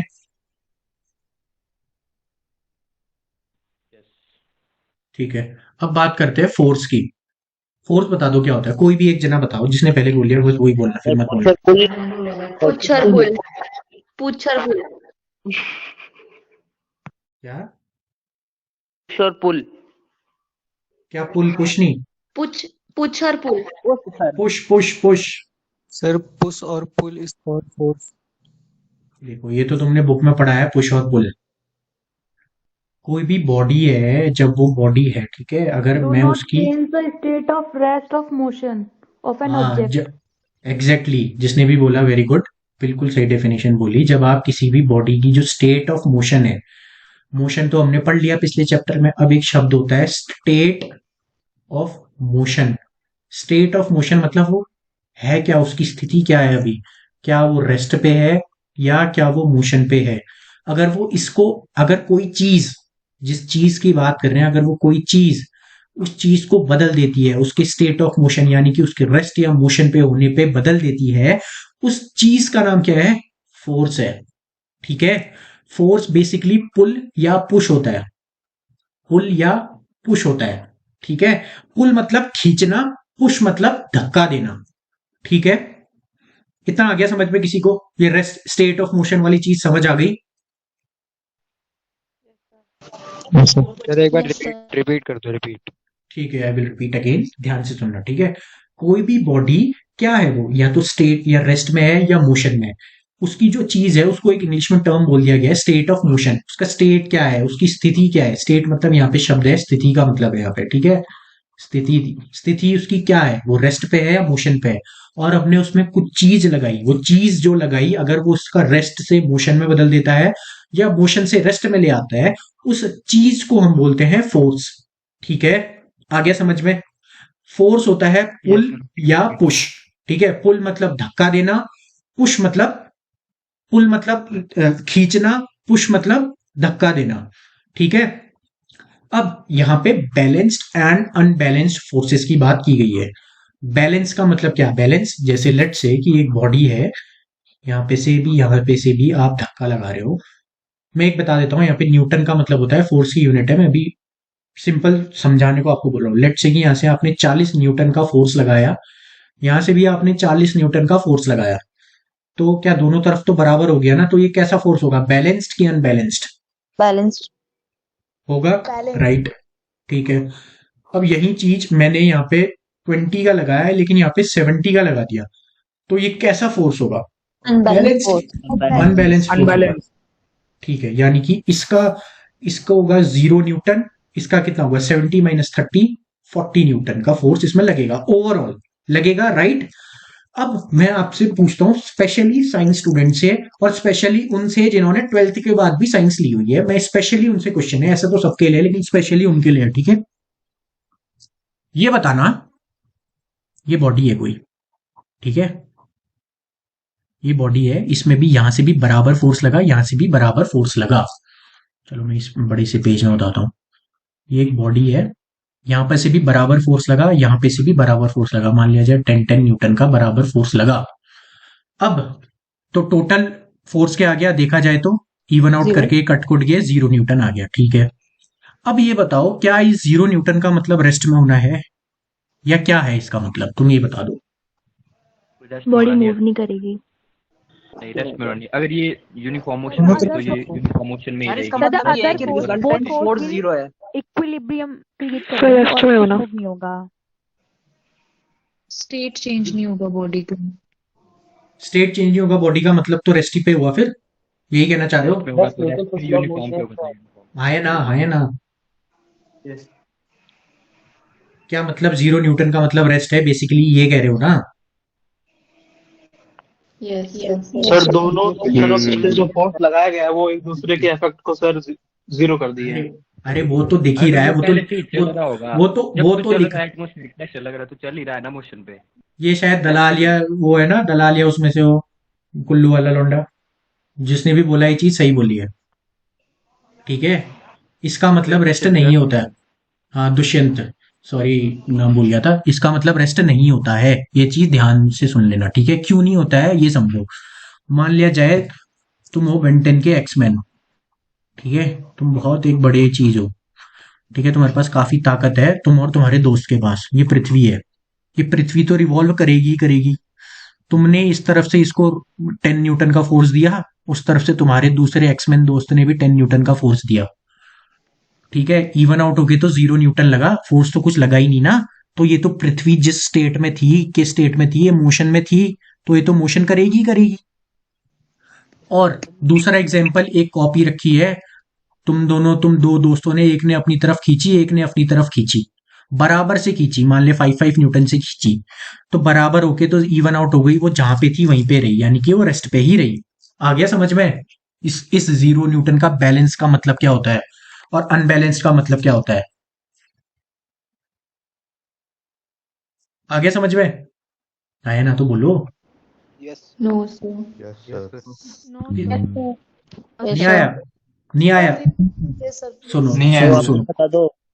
सुनो सुनो बता रहा हूँ, सुनो ठीक है। अगर कोई बॉडी घूम रही है ठीक है, कुछ भी बॉडी है घूम रही है वो, या तुम समझ लो एक गाड़ी है, एक गाड़ी चल रही है, तुमने उसको आगे से भी धक्का दिया सेम फोर्स से, तुम्हारे दोस्त ने भी पीछे से धक्का दिया सेम फोर्स से, और वो गाड़ी अपने उससे चल रही है, तो क्या वो गाड़ी रुकेगी? ये बता दो पहले तो।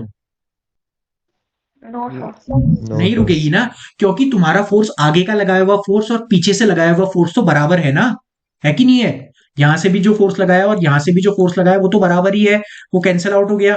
तो जो बॉडी जिस स्टेट में थी वो तो वही काम करेगी, करेगी कि नहीं करेगी? अब ये अब ये एग्जाम्पल तुम एक खड़ी हुई गाड़ी में लो, एक गाड़ी पार्किंग में खड़ी हुई है, ये गाड़ी खड़ी हुई है, तुमने कहा ये गाड़ी यहां से नहीं हिलेगी, तुम्हारे दोस्त ने कहा इसको तो मैं हिला के रहूंगा। वो दोस्त था जिम वाला, बढ़िया ताकतवर हट्टा कट्टा, उसने यहाँ पे ज्यादा फोर्स लिया, उसने लेट से 25 न्यूटन का लगाया, तुम पतले से तुमने 5 ही न्यूटन का लगा पाए, तो कैंसल आउट होके 20 न्यूटन का फोर्स तो लग ही रहा है, तो ये गाड़ी तब तो हिलेगी ना। तो समझे अब अनबैलेंस्ड फोर्स से ही चेंज होता है, बैलेंस फोर्स से मतलब नहीं है। बैलेंस फोर्स से वो उसी स्टेट में रहेगा जिस स्टेट में था, ठीक है? ओके आगे आप समझ में, अब आ गया समझ में? Yes sir. अब देखो, अब हम जब प्लीज प्लीज पूछिए। सर जैसे आप लास्ट वाला एग्जांपल बता रहे हैं वो तो मुझे समझ आ गया, लेकिन स्टार्टिंग में जब आपने बोला कि एक ऑब्जेक्ट है उसको 10 न्यूटन का एक तरफ से फोर्स लग रहा है, 10 न्यूटन का दूसरी तरफ से, हाँ, तो वो ऑब्वियसली रेस्ट में ही रहेगा क्योंकि दोनों तरफ से कैंसल आउट होके तो 0 फोर्स लग रहा है उस पे। यही तो अरे यार उसकी भी तो कुछ एक अपनी प्रॉपर्टी होगी ना जिसकी वजह से वो मोशन में है या रेस्ट पे है, ये भी तो समझो। आप उसकी सर दूसरी मेरा डाउट प्रॉपर्टी ये है, फिर आपने बोला कि मतलब वो रेस्ट में नहीं होगा तो लाइक मतलब सुनो सुनो वो सुनो होगा। सुनो सुनो ठीक है, सुनो, ये गाड़ी है ठीक है, बढ़िया सी आपकी गाड़ी है ये, ठीक है? आपका दोस्त ए नाम का, आपका दूसरा दोस्त बी नाम का, आप दोनों ने पहन रखे हैं इसमें चरखे, आपने पहन रखे हैं स्केटबोर्ड, आपने इधर पे फोर्स लगाया, ये गाड़ी चल रही है ठीक है, this is an moving forwards, A की तरफ को मूव कर रही है। ए ने इसे रोकने के लिए 10 न्यूटन का फोर्स लगाया, बी ने भी इसे धक्का देने के लिए 10 ही न्यूटन का फोर्स लगाया। मिलेगा। हाँ, क्या मिलेगा? चैप्टर का पीवाईक्यू मिलेगा। हाँ भाई मिलेगा यार, बना रखे हैं यार, ऐसा मत कहे भाई, ठीक है? ठीक है, अब समझो, ये गाड़ी तो पहले से मोशन पे है ना, आपने 10 न्यूटन का ऊपर से लगाया, 10 न्यूटन का नीचे से भी लगा दिया, तो कैंसल आउट होके तो 0 न्यूटन, तो फोर्स आप दोनों के द्वारा लगाया गया फोर्स तो 0 न्यूटन रहा ना। गाड़ी की जो स्पीड थी वो तो उसी स्पीड से चली जा रही है, आप गाड़ी को रोक पाए? जिसने क्वेश्चन पूछा था, समझे अब? तो ये इसका मतलब रेस्ट नहीं होता है, इसका मतलब होता है कि no change in state of motion. समझ अगर गए सर हम हाँ, पैरेलल स्पेस पे रखे कोई ऑब्जेक्ट, नॉट अ कार। हम पैरेलल स्पेस की तो बात ही नहीं कर रहे हैं अभी, हम क्वांटम फिजिक्स पैरेलल स्पेस में कहाँ पहुंच रहे हैं? ओके ओके वहां तो फिर टाइम का कॉन्सेप्ट भी आएगा ना। यस सर दैट्स व्हाई तो मेरा क्वेश्चन भाई। Okay sir thank you. Hmm, ठीक है, अब बात करते हैं न्यूटन्स के लॉ की। सबसे पहला लॉ न्यूटन का क्या कहता है बताइए? जो चीज रेस्ट पे है वो रेस्ट पे ही रहेगी जब तक हम उस पे कोई एक फोर्स बार ना अप्लाई कोई, करें। ठीक है, अब ये कोई चीज मेरे को कोई सा भी ये एकदम इंग्लिश में बता सकता है?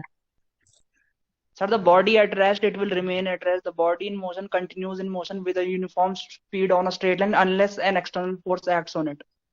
अब जो एक्सटर्नल फोर्स है ना, उस असलियत में एक्सटर्नल फोर्स का मतलब पता है क्या है? Unbalanced force. मैं आपको बुक में दिखाता हूँ, यहीं पर ही लिखा हुआ है।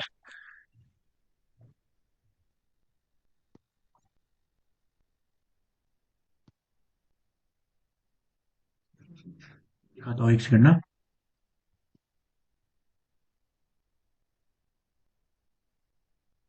देखो, अनबैलेंस्ड फोर्स असलियत में इसका मतलब, इस डेफिनेशन का मतलब ये है, सुनो अब ध्यान से।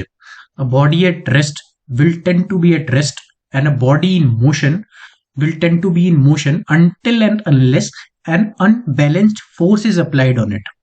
अनबैलेंस्ड ही तो होगा ना, क्योंकि बैलेंस्ड का तभी तो मैंने आपको ये फंडा समझाया, ये वाला फंडा क्यों बैलेंस्ड फोर्स की वजह से नहीं हो सकता। ठीक है, अगर आपके पीवाई क्यू में आएगा आप तो समझ जाओगे कि क्यों, या मतलब क्वेश्चन में आ गया तो क्यों बैलेंस्ड या अनबैलेंस्ड का मतलब समझ गए। Yes sir. जो ये चीज है ना, ये एक एक्सपेरिमेंट किया था गैलीलियो ने। मैं आपको समझा देता हूँ क्या एक्सपेरिमेंट था।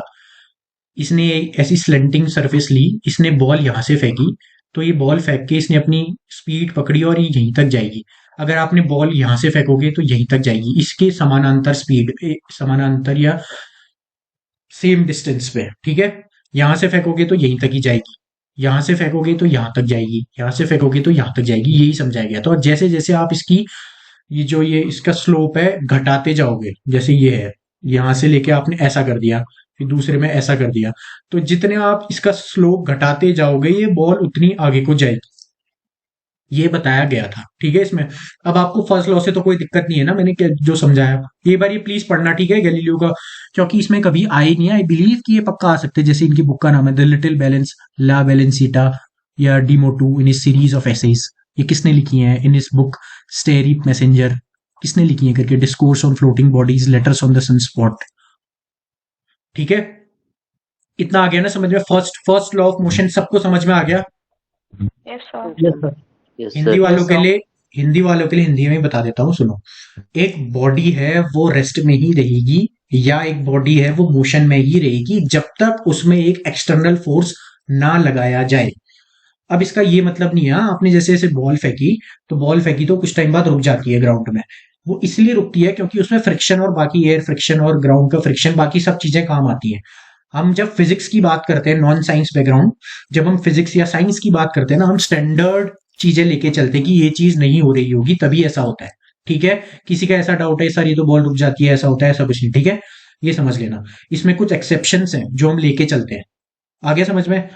अब जो फर्स्ट लॉ ऑफ मोशन है वो इनर्शिया को एक्सप्लेन करता है। अगर आपसे क्वेश्चन आ गया first law of motion explains what, inertia, it explains inertia. अब इनर्शिया एंड मास का मतलब क्या है। इनर्शिया का मतलब होता है, ये डेफिनेशन से जाएंगे तो the mass of an object is the measure of its inertia. ठीक है, अब इनर्शिया की अगर मैं आपको बात करूं सिंपल हिंदी के टर्म्स में, बिल्कुल लेमन टर्म्स में, इनर्शिया का मतलब होता है वो है आलसी आदमी। कोई एक बेकार पड़ा हुआ आदमी है, आप उसे हिलाना चाहोगे वो नहीं हिलेगा, या वो काम कर रहा है, या दूसरा आदमी है बिल्कुल ईमानदार काम करने वाला, वो काम कर रहा है तो करते ही जाएगा जब तक उसे टोका ना जाए, तो दैट इज इनर्शिया। ठीक है, इसका एग्जाम्पल देखो, दिवाली की घर की सफाई हुई होगी, एक छोटा टेबल है, एक बड़ा सा आपका दीवान बेड है, इसको तो आपने ये पांव से खिसका के ले बाहर कर दिया, इसको खिसकाने में पूरी क्रिकेट टीम लग गई, तब जाके आप इसको हिला पाए। क्यों? क्योंकि इसका मास ज्यादा था, इसका मास कम है। ठीक है, यही होता है इनर्शिया। इनर्शिया कैसे पता लगता है? जिस किसी भी बॉडी का मास ज्यादा उसका इनर्शिया ज्यादा। Inertia is directly proportional to mass. Mass ज्यादा इनर्शिया ज्यादा, मास कम इनर्शिया कम। कोई सी भी दिक्कत बताओ? No sir. नॉन साइंस वालों किसी को कुछ दिक्कत तो बताओ? No sir. ठीक है, अब ये क्वेश्चन है पहला वाला, ये मेरे को इसका अभी आंसर बताओ। Which of the following has more inertia? क्या चीज रिपीट करना? Inertia and mass. Yes sir. ठीक है, सुन लो। इनर्शिया एंड मास का मतलब क्या? इनर्शिया क्या होता है ना, किसी डेफिनेशन से जाए तो the mass of an object is a measure of its inertia.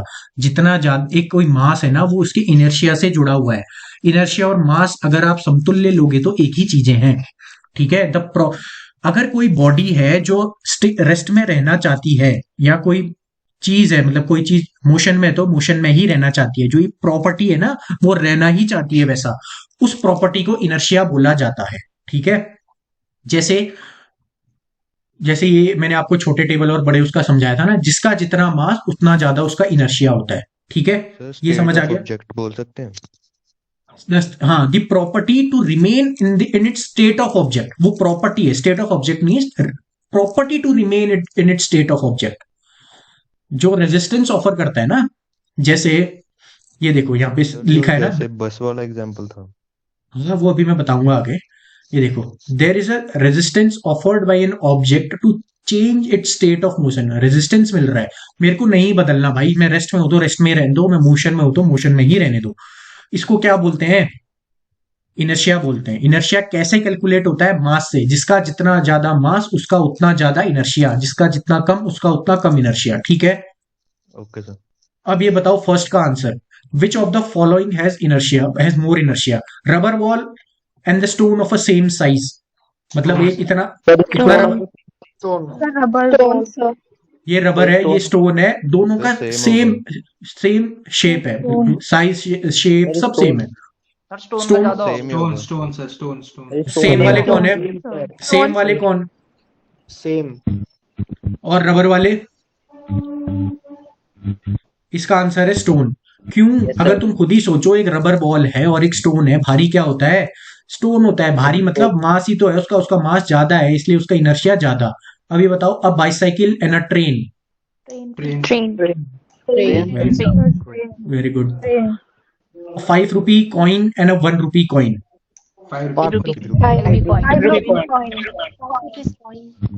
ठीक है, अब मैं तुम्हें इनर्शिया के कुछ एग्जांपल, ये म्यूट कर दो भाई। अब देखो, मैं तुम्हें इनर्शिया के कुछ एग्जांपल बता देता हूं, ठीक है।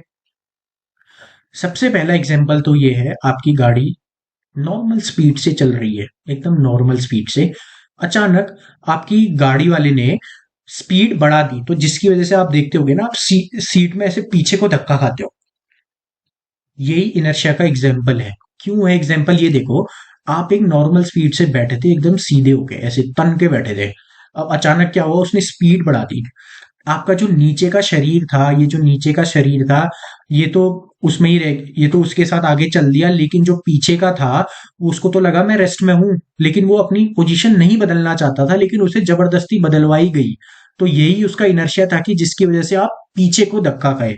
दूसरा एग्जाम्पल, आप बाइक या किसी चीज से स्पीड में चल रहे हो, अचानक से आपने ब्रेक्स लगाए, तो ब्रेक लगाए तो आप आगे को गए।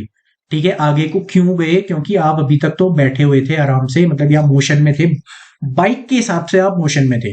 लेकिन अगर आपने अचानक से यहाँ पे ब्रेक लगा दिए तो आपकी बॉडी आगे को जाएगी, क्योंकि उसे लगा अब मुझे रेस्ट में आना है, लेकिन मैं तो अभी तक मोशन में ही थी, तो इसी वजह से उसे एक धक्का लगा जो आगे को गई। तीसरा एग्जाम्पल, पेड़ के पत्ते, आप ऐसे पेड़ को हिलाओगे, वो पत्ते नीचे गिरते हैं। क्यों? उन्हें तो लगा अरे भाई हम तो अभी तक मोशन में है, रेस्ट में थे, अचानक से गिरे, तो इसीलिए। ठीक है, ये सब कुछ एग्जांपल्स किसके हैं? इनर्शिया के हैं। ठीक है, आ गया समझ में? अब ये देखो, the first law of motion indicates that when an unbalanced external force, आ गया ना समझ में? अनबैलेंस्ड क्यों कह रहा था मैं?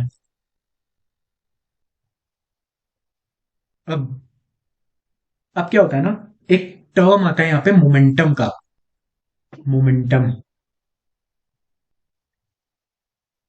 मोमेंटम को हम पी से डिनोट करते हैं।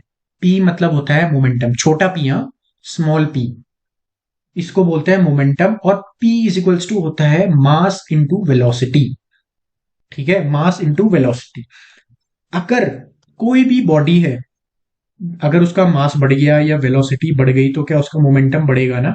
इनमें से कोई भी एक चीज बढ़ गई या घट गई तो उसके मोमेंटम में भी फर्क आएगा। समझते हो ना इस चीज को? Yes sir. Yes sir. मैं तुम्हें एक छोटी सी चीज बताना भूल गया, मेरे को भी ध्यान आया। मैंने तुम्हें क्या बताया था? स्पीड क्या होती है, कैसी क्वांटिटी होती है? Scalar quantity. वेलोसिटी कैसी होती है? Vector quantity. ठीक है, नॉन साइंस वालों, वेक्टर का मतलब ये होता है जिसमें आपको मैग्नीट्यूड के साथ डायरेक्शन भी बतानी होती है, उसे बोलते हैं वेक्टर। ठीक है, ठीक है, जिसमें सिर्फ मैग्नीट्यूड होता है वो स्केलर, जिसमें मैग्नीट्यूड और डायरेक्शन दोनों होती है उन्हें बोलते हैं वेक्टर। तो सेम मोमेंटम के साथ भी है। अब मोमेंटम में मास तो मास ही है, ठीक है, उसका क्या, तुम ऐसा थोड़ी कहोगे ईस्ट डायरेक्शन में मेरा मास इतना है, नहीं कह सकते ना। मास तो मास ही है, जहां जाओ, यहाँ जाओ, जुपिटर में जाओ, जहां जाओ, मास इज ऑलवेज कांस्टेंट। लेकिन वेलोसिटी क्या है? वेलोसिटी में डायरेक्शन भी तो कंपोनेंट आता है, तो स्केलर इनटू वेक्टर करने में हमेशा वेक्टर क्वांटिटी मिलती है। तो इसीलिए जो मोमेंटम है ये भी क्या है? एक वेक्टर क्वांटिटी है। ठीक है, जहां पे मैं मार्क कर रहा हूं ये देख लो, the momentum p of an object is defined as the product of its mass and velocity. Momentum is both direction and velocity. इसकी ये होती है, the SI unit of momentum is kilogram metre per second. अब देखो इसकी velocity हमने वो कैसे निकाली, क्या आया था, P is equals to M into V था, मास की क्या होती है kg, इसकी क्या होती है मीटर पर सेकेंड, तो इसकी P की क्या हो गई unit kg metre per second. तुम ऐसे किसी भी की भी निकाल सकते हो, ठीक है, नॉन साइंस वालों, ठीक है, आ गया समझ में? Yes sir. Yes sir. अब देखो जो चेंज, अब यहाँ पे आया ना, देखो द रेट ऑफ चेंज आया तो अपॉन टी हो गया, ठीक है। अब हम बात करते हैं mathematical formulation second law of motion की। मैथमेटिकली अगर मैं सेकंड लॉ ऑफ मोशन की बात करूं तो वो क्या बताता है, F is equals to ma, और डेफिनेशन के हिसाब से ये बताता है, the second law of motion states that the rate of change of momentum of an object is proportional to the applied unbalanced force in the direction of force. ठीक है, इसको डिड्यूस करने का भी मैं आपको यहीं पर ही बता देता हूं। रेट ऑफ चेंज इन क्या होगा, P2 माइनस P1 होगा, P2 माइनस P1, तभी तो आप चेंज बताओगे। अब रेट ऑफ चेंज में क्या हो गया, अपॉन टी आ गया। अपॉन टी का मतलब क्या हो गया, P2 का मतलब mv2 minus mv1 upon T, mv2 minus v1 upon T. तो ये अगर आप इसको देखोगे तो ये तो a होता है ना, तो a F is equals to ma, यहां से आता है ये, ठीक है, यहां पे तभी दिया हुआ है, the second law of motion states that the rate of change of momentum of an object is proportional to the applied unbalanced force. जो ये F है यहाँ पे अनबैलेंस्ड फोर्स है, ठीक है, आ गया समझ में। इसकी यूनिट क्या होती है, अब देखो इसकी यूनिट क्या होगी, F की, M की क्या होगी kg, एक्सेलरेशन की क्या होती है मीटर पर सेकेंड स्क्वायर, यही होती है, फोर्स की क्या होती है यही। और अब इसी चीज को न्यूटन कह देते हैं, यानी कि न्यूटन का मतलब ही होता है kg metre per second square. ठीक है, आ गया समझ में, एनी डाउट? सर समझ नहीं आया, मैं रिपीट कर दूं। सर उसको m del v upon t भी लिख सकते हैं ना? क्या चीज? I mean v2 minus v1 upon t है, उसको m del v upon t लिख सकते हैं ना? बिल्कुल लिख सकते हो आप, यही आप इसको ऐसे लिखो, आप ये लिखो,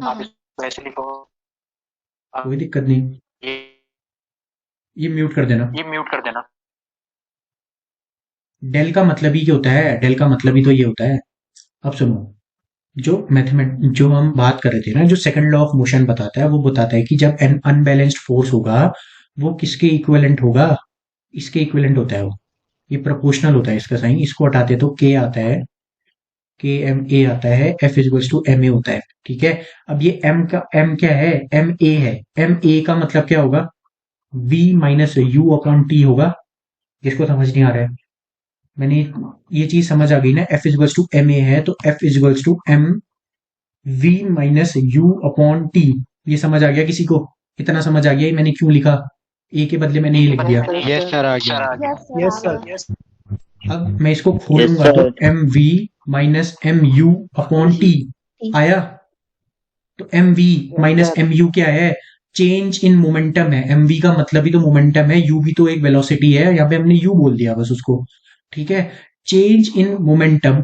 अब नीचे अपॉन टी है तो rate of change of momentum, तो rate of change of momentum क्या है, फोर्स ही तो है, समझे? अब आ गया समझ में, यही सेकंड लॉ बताता है।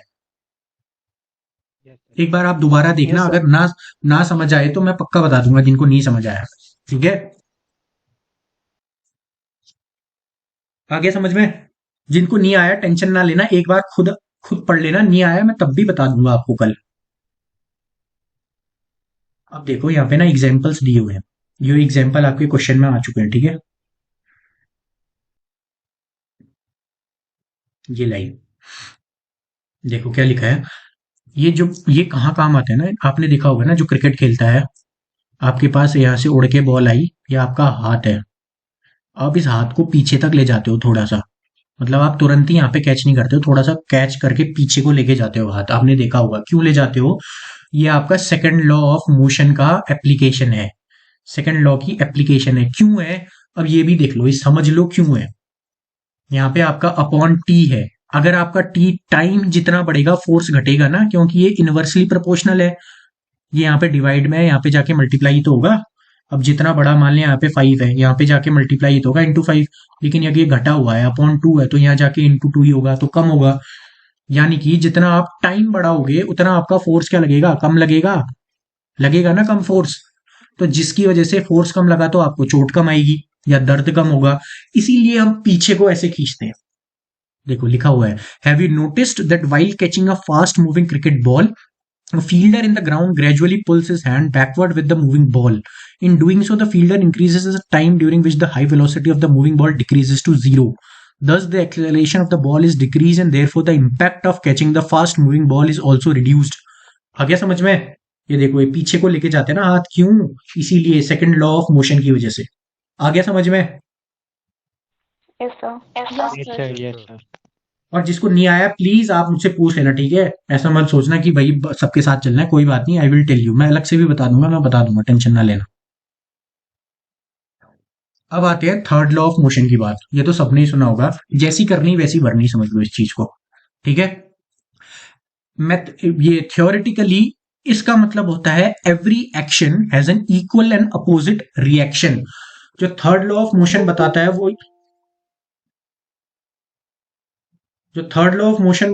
वो यही बताता है, every action has an equal and opposite reaction. Every action has an equal and opposite reaction, ठीक है? अब मैं आपको इसके एग्जाम्पल्स बताता हूं, आप एग्जाम्पल से ही समझ जाओगे। इसका एग्जाम्पल ये है, आपने कोई गन चलाई, ठीक है? आपने गन चलाई बढ़िया करके, आपने यहां से गोली मारी और ये पीछे को रिकॉइल हुई, जिस फोर्स से ये गोली आगे गई उसी फोर्स से पीछे को आई। तो ये इसका एक पहला एग्जाम्पल है। दूसरा एग्जाम्पल है जब आप चलते हो, जब आप चल रहे हो तो आपके जो पांव हैं ये आप नीचे को फोर्स लगा रहे हो, जमीन में आप फोर्स लगाते हो, जितना फोर्स आप जमीन में लगाते हो उतना ही रिएक्शन आपको उल्टा मिलता है, जिसकी वजह से आप चल पाते हो। तीसरा, ये एक नदी है, यहाँ पे आपकी बोट खड़ी है, आप यहाँ से बोट से जब बाहर को आते हो आप एक हल्का सा धक्का लेके आते हो, धक्का लोगे तो जिस फोर्स से आप आगे गए उसी फोर्स से ये बोट हल्की सी पीछे को जाती है। क्या? ये उसी फोर्स से पीछे को जाती है। तो ये किसका एग्जाम्पल है? थर्ड लॉ ऑफ मोशन का, यानी कि every action has an equal and opposite reaction. देखो, the forward force on the bullet and the recoil of the gun. दूसरा एग्जाम्पल है आपका ये बोट का, जैसे आप बोट जा रहे हो, बोट पीछे को जाएगी और आप आगे को गए, ठीक है? अब यहाँ पे ना एक चीज लाइन लिखी हुई है, ये ध्यान से सुनना, ये वाली। It is important to note that even though the action and reaction forces are always equal in magnitude, their forces may not produce accelerations of the equal magnitude because each force acts on a different object that may have a different mass. इसका example भी दिया हुआ है, देखो, जैसे एक इसका पहले इस लाइन का मतलब समझ लो। इस लाइन का मतलब ये है, जैसे आपका फोर्स तो बराबर रहेगा, एक्शन का भी रिएक्शन का भी आपका बराबर फोर्स रहेगा, लेकिन जरूरी नहीं है कि उसके जो उस फोर्स से जो एक्सेलरेशन प्रोड्यूस हुआ वो दोनों में सेम हो। मान ले यहाँ पे एक्स है तो यहाँ पे वाई भी हो सकता है। क्यों हो सकता है? गन के एग्जाम्पल से समझो। आपने गन फायर करी, ठीक है, गन तो फायर करी, बुलेट फायर करी गन से, राइफल से, आपकी बुलेट बाहर निकल गई।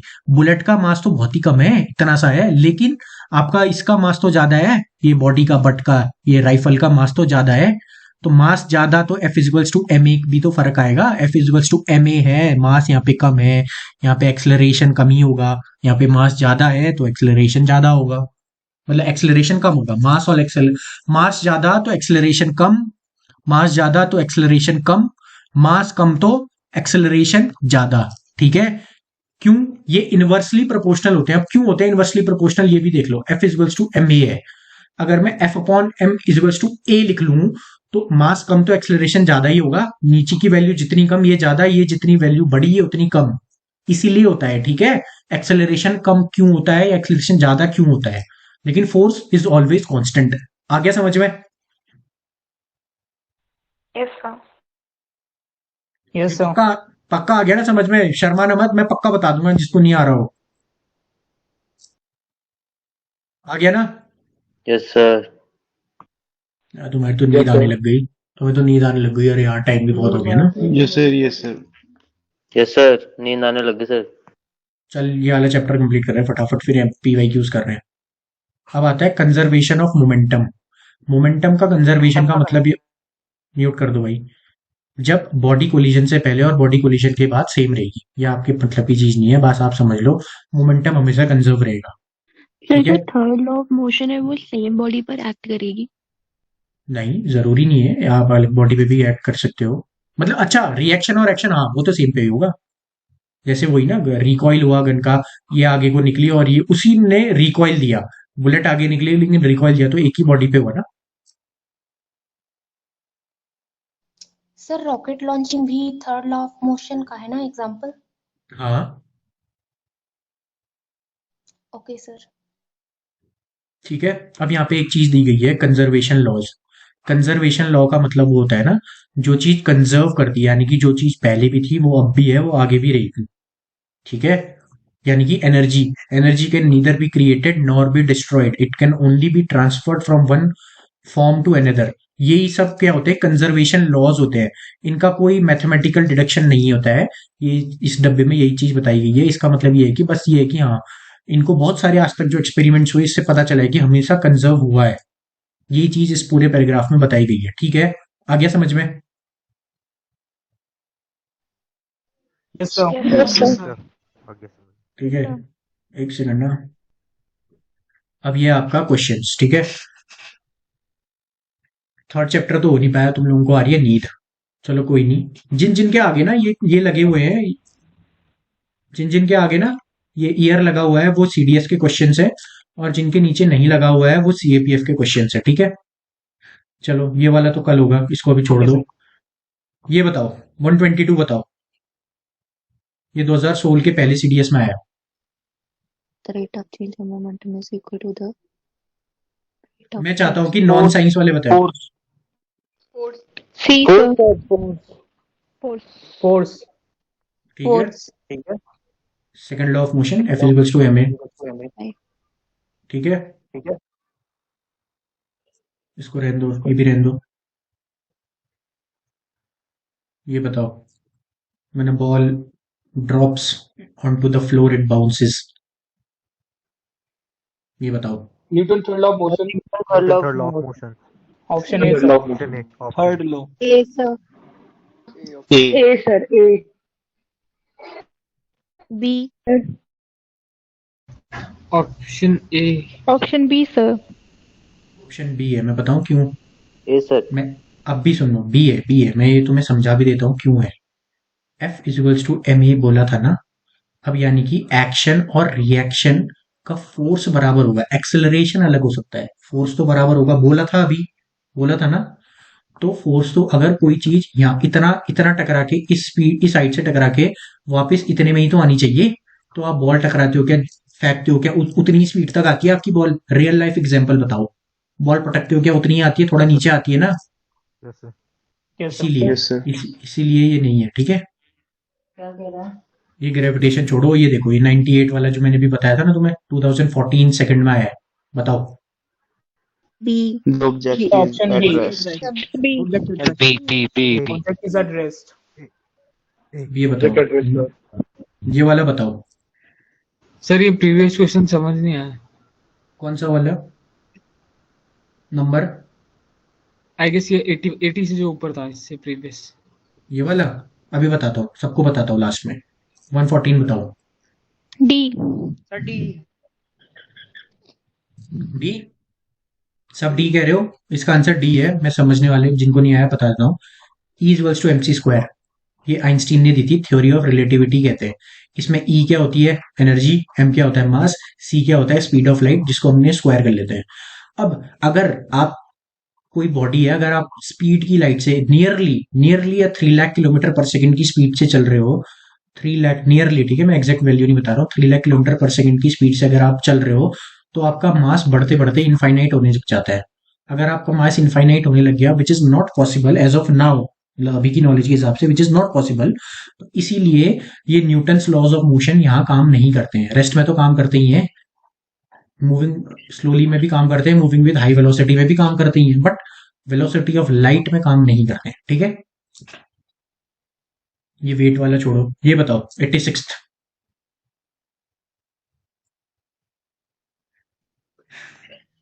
B. Sir B. Second law, Newton second law of motion. Very good, sir B sir. B sir. B. देख लो, जो पूरा बी, देख रहे हो, बी। ठीक है, पूरा देख रहे हो, सब एनसीईआरटी से आया हुआ है, ठीक है, कहीं कुछ बाहर नहीं है। ये वेट तो चलो उसमें ही है, बंद कर दो भाई जो भी है। ये बताओ, ये वाला बताओ 31।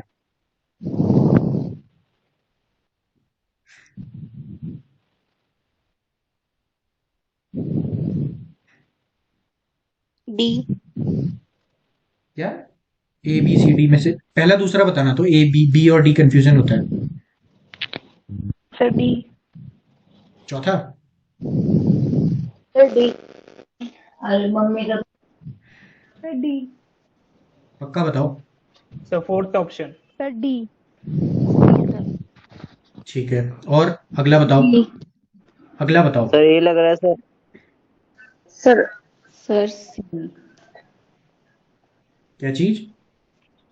आवाज सर कट बी। रही है। Sir B. कौन सा वाला? Sir A speed of metre per second. B. Sir ये लग रहा है सर ए। 34 का ए है सर, एक्सीलरेशन। यस सर ए। इसका डी है, ठीक है, इसका डी है, क्यों है? 1 न्यूटन का मतलब क्या होता है? ए 1 केजी मीटर पर सेकंड, यही होता है ना। स्क्वायर। Yes sir. यहाँ पे आपको 1 केजी दे ही रखा है, 1 न्यूटन दे रखा है, तो यहाँ पे क्या आएगा? 1 ही तो आएगा। An acceleration of 1 metre per second square, ठीक है। अब इसका बताओ। मीटर पर सेकंड स्क्वायर होता है सर आपको मीटर पर, सर ए। ठीक है। ए सर ए। 34 एक बार रिपीट कर दीजिए। पैसेंजर इन क्या रिपीट करूं, समझाना है ये? हाँ। अभी समझा दूं, एक बार मैं सारे क्वेश्चंस कर लेते हैं फिर समझाता हूँ, ठीक है। वो एक पहला वाला भी बचा हुआ है। अभी के हिसाब से बता दो, इसमें से बताओ क्या ग्रेविटेशनल, ये तुमने पढ़ा ही नहीं, इसको छोड़ दो। ये सब सीएपीएफ के क्वेश्चंस है, ठीक है। ये बताओ, चलो 40th बताओ। It's C, sir. Moves along a tangent. Move along a tangent. Option C. C. ये बताओ पहला वाला।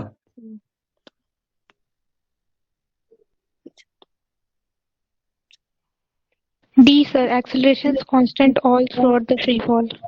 Sir fourth option. Very good, very good, very good. ये बताओ, ये ग्रेविटी है, चलो छोड़ो इसको भी। तो तुमने देख लिया अभी तक, ये जितने क्वेश्चंस थे सब तुम्हारे एनसीईआरटी बेस्ड थे, कहीं कोई बाहर से नहीं आया। एक तो आ सकते हैं, तो अब 1-2 के चक्कर में हम ऐसा तो टेंशन नहीं लेंगे, ठीक है। अब 49, अब बताना था तुम्हें पहले 49। ये समझ लो, जैसे अगर आप रियल लाइफ एग्जांपल लो, आपकी बॉल है, आपने नीचे को आप खेल रहे हो, ऐसे ही चलते चलते जो टप्पा मारना कहते हैं ना, वो कर रहे हो, आपने मारी, क्या जरूरी है वो इतनी हाइट में आए?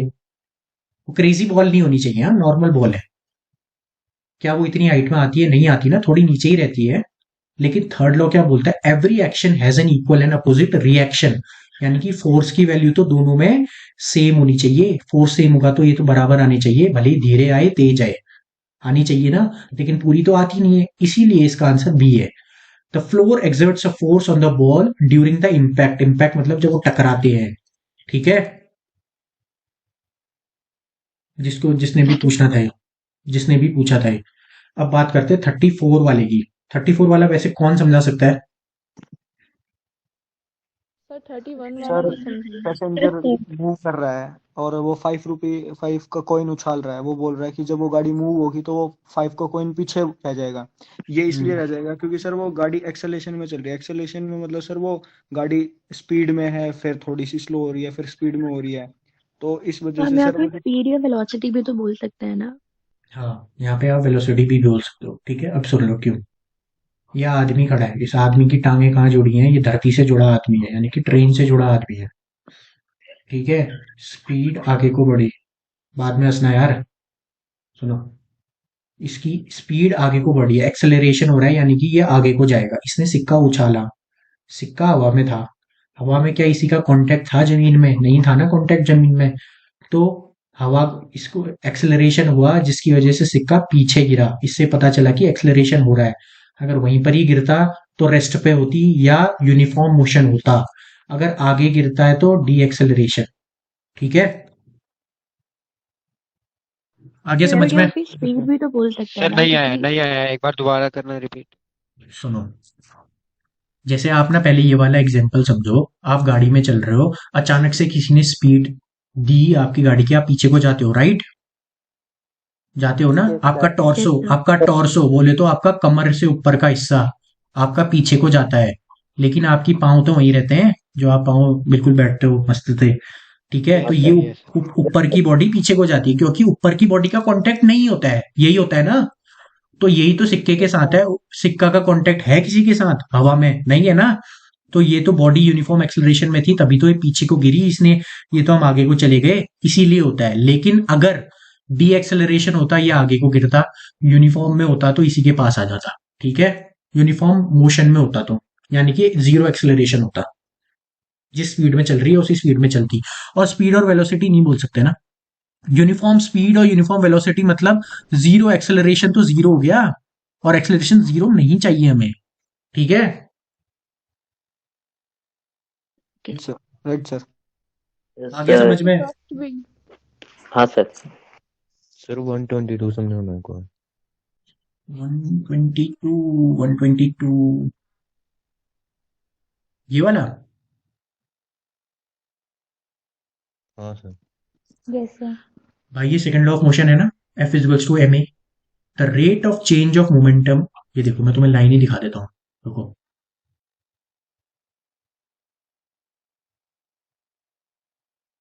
क्या दी हुई है, हाईलाइट कर रहा हूं, पढ़ लो एक बार। The rate of change of momentum of an object is proportional to the applied unbalanced force. जो ये चीज दी हुई है इसी का मैथमेटिकल डिडक्शन क्या है? यही चीज है ये F इक्वल्स टू ma, यही है मैथमेटिकल डिडक्शन। तो यही चीज तो आपसे पूछी। The rate of change of momentum of a body is क्या है? फोर्स ही तो होती है। ठीक है, सर ओके सर। 31st भी एक बार रिपीट करना।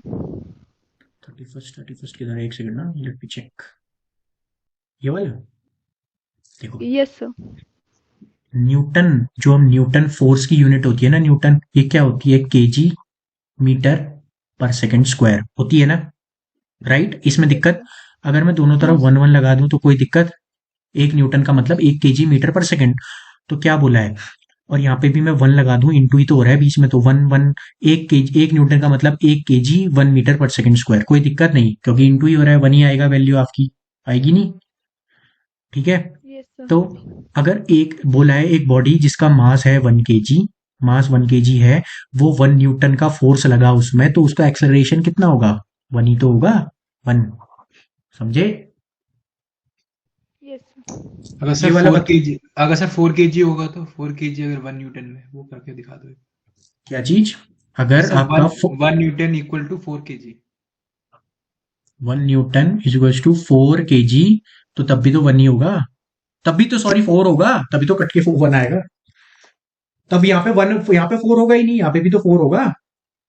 4 न्यूटन का बल 4 केजी 4 मीटर पर सेकंड से लगाएगा। एवरीथिंग इज कांस्टेंट है ना। ओके सर, समझ गया, ठीक है। ये बताओ 48 बताओ। Newton second law. सब सही बोल रहे हो, बताओ सेकंड ही होगा? Yes sir. ये क्या होता है?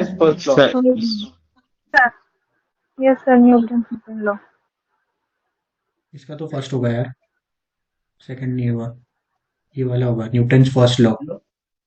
क्यों होगा? व्हेन द स्टेशनरी, बस हमें झटका लगता है, क्यों लगता है? इनर्शिया की वजह से लगता है। इनर्शिया कौन से लॉ में समझाई गई थी? फर्स्ट लॉ में। जीरोथ लॉ जैसा तो हमने कुछ पढ़ा ही नहीं, ठीक है, जीरोथ लॉ जैसा तो हमने पढ़ा ही नहीं, तो वैसे ही हट गया हो, ठीक है। आ गया समझ में? सर ये फर्स्ट वाला एक बार, ये वाला फर्स्ट जो 31 के नीचे है सर, ये वाला इसके नीचे सर एक और स्क्रॉल, 31 के नीचे 34 ही तो है, ये वाला। ये रहा सर फर्स्ट क्वेश्चन। अरे ये तो किया ही नहीं, इसको भी रहने दो क्योंकि ये थर्ड पे आएगा, इसको भी रहने सर दो। फन sir number one sir, question number 1 इसमें लिखा है। अच्छा ठीक है। क्या बोला है? करेक्ट बोला है ना। Zero acceleration always implies zero velocity. ऐसा मतलब होता है क्या? अगर आपकी बॉडी ना, समझो आप कांस्टेंट चल रहे हो 20 किलोमीटर प्रति घंटे की रफ्तार से, बिल्कुल चल रहे हो, आपने एक्सेलरेटर दिया ही नहीं अपनी स्कूटी का, आपका एक्सेलरेशन तो जीरो हुआ ना, लेकिन आपकी वेलोसिटी या स्पीड तो 20 रही, तो क्या जीरो एक्सेलरेशन का मतलब जीरो वेलोसिटी होता है? नहीं होता है, ये हट गया। Zero acceleration has no relation with the velocity of the object. ऐसा हो सकता है क्या कहीं? एक्सेलरेशन और वेलोसिटी तो अपने आप में ही जुड़े हैं ना, तो ये भी नहीं होगा। तीसरा क्या होता है? Zero velocity at any instant necessarily means zero acceleration at that instance.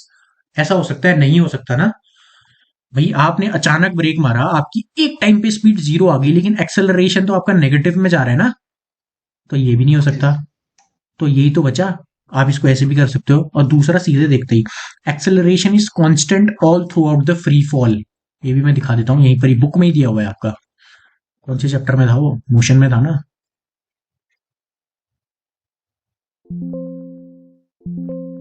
ये देखो, the motion of an object, the motion of a freely falling body is an example of a uniformly accelerated motion. ठीक है, yes yes, यही चीज दी हुई है यहाँ पे। ये आ गया समझ में? किसी को कोई डाउट है आप पूछ लो, किसी को कुछ क्वेश्चन पूछना है तो पूछो। सर एक बार वेलोसिटी बताना, क्या थी वेलोसिटी? देखो, वेलोसिटी मतलब होता है ब्रो, सेम होता है स्पीड जैसा। Velocity is equals to speed plus इसमें डायरेक्शन कंपोनेंट जुड़ जाता है।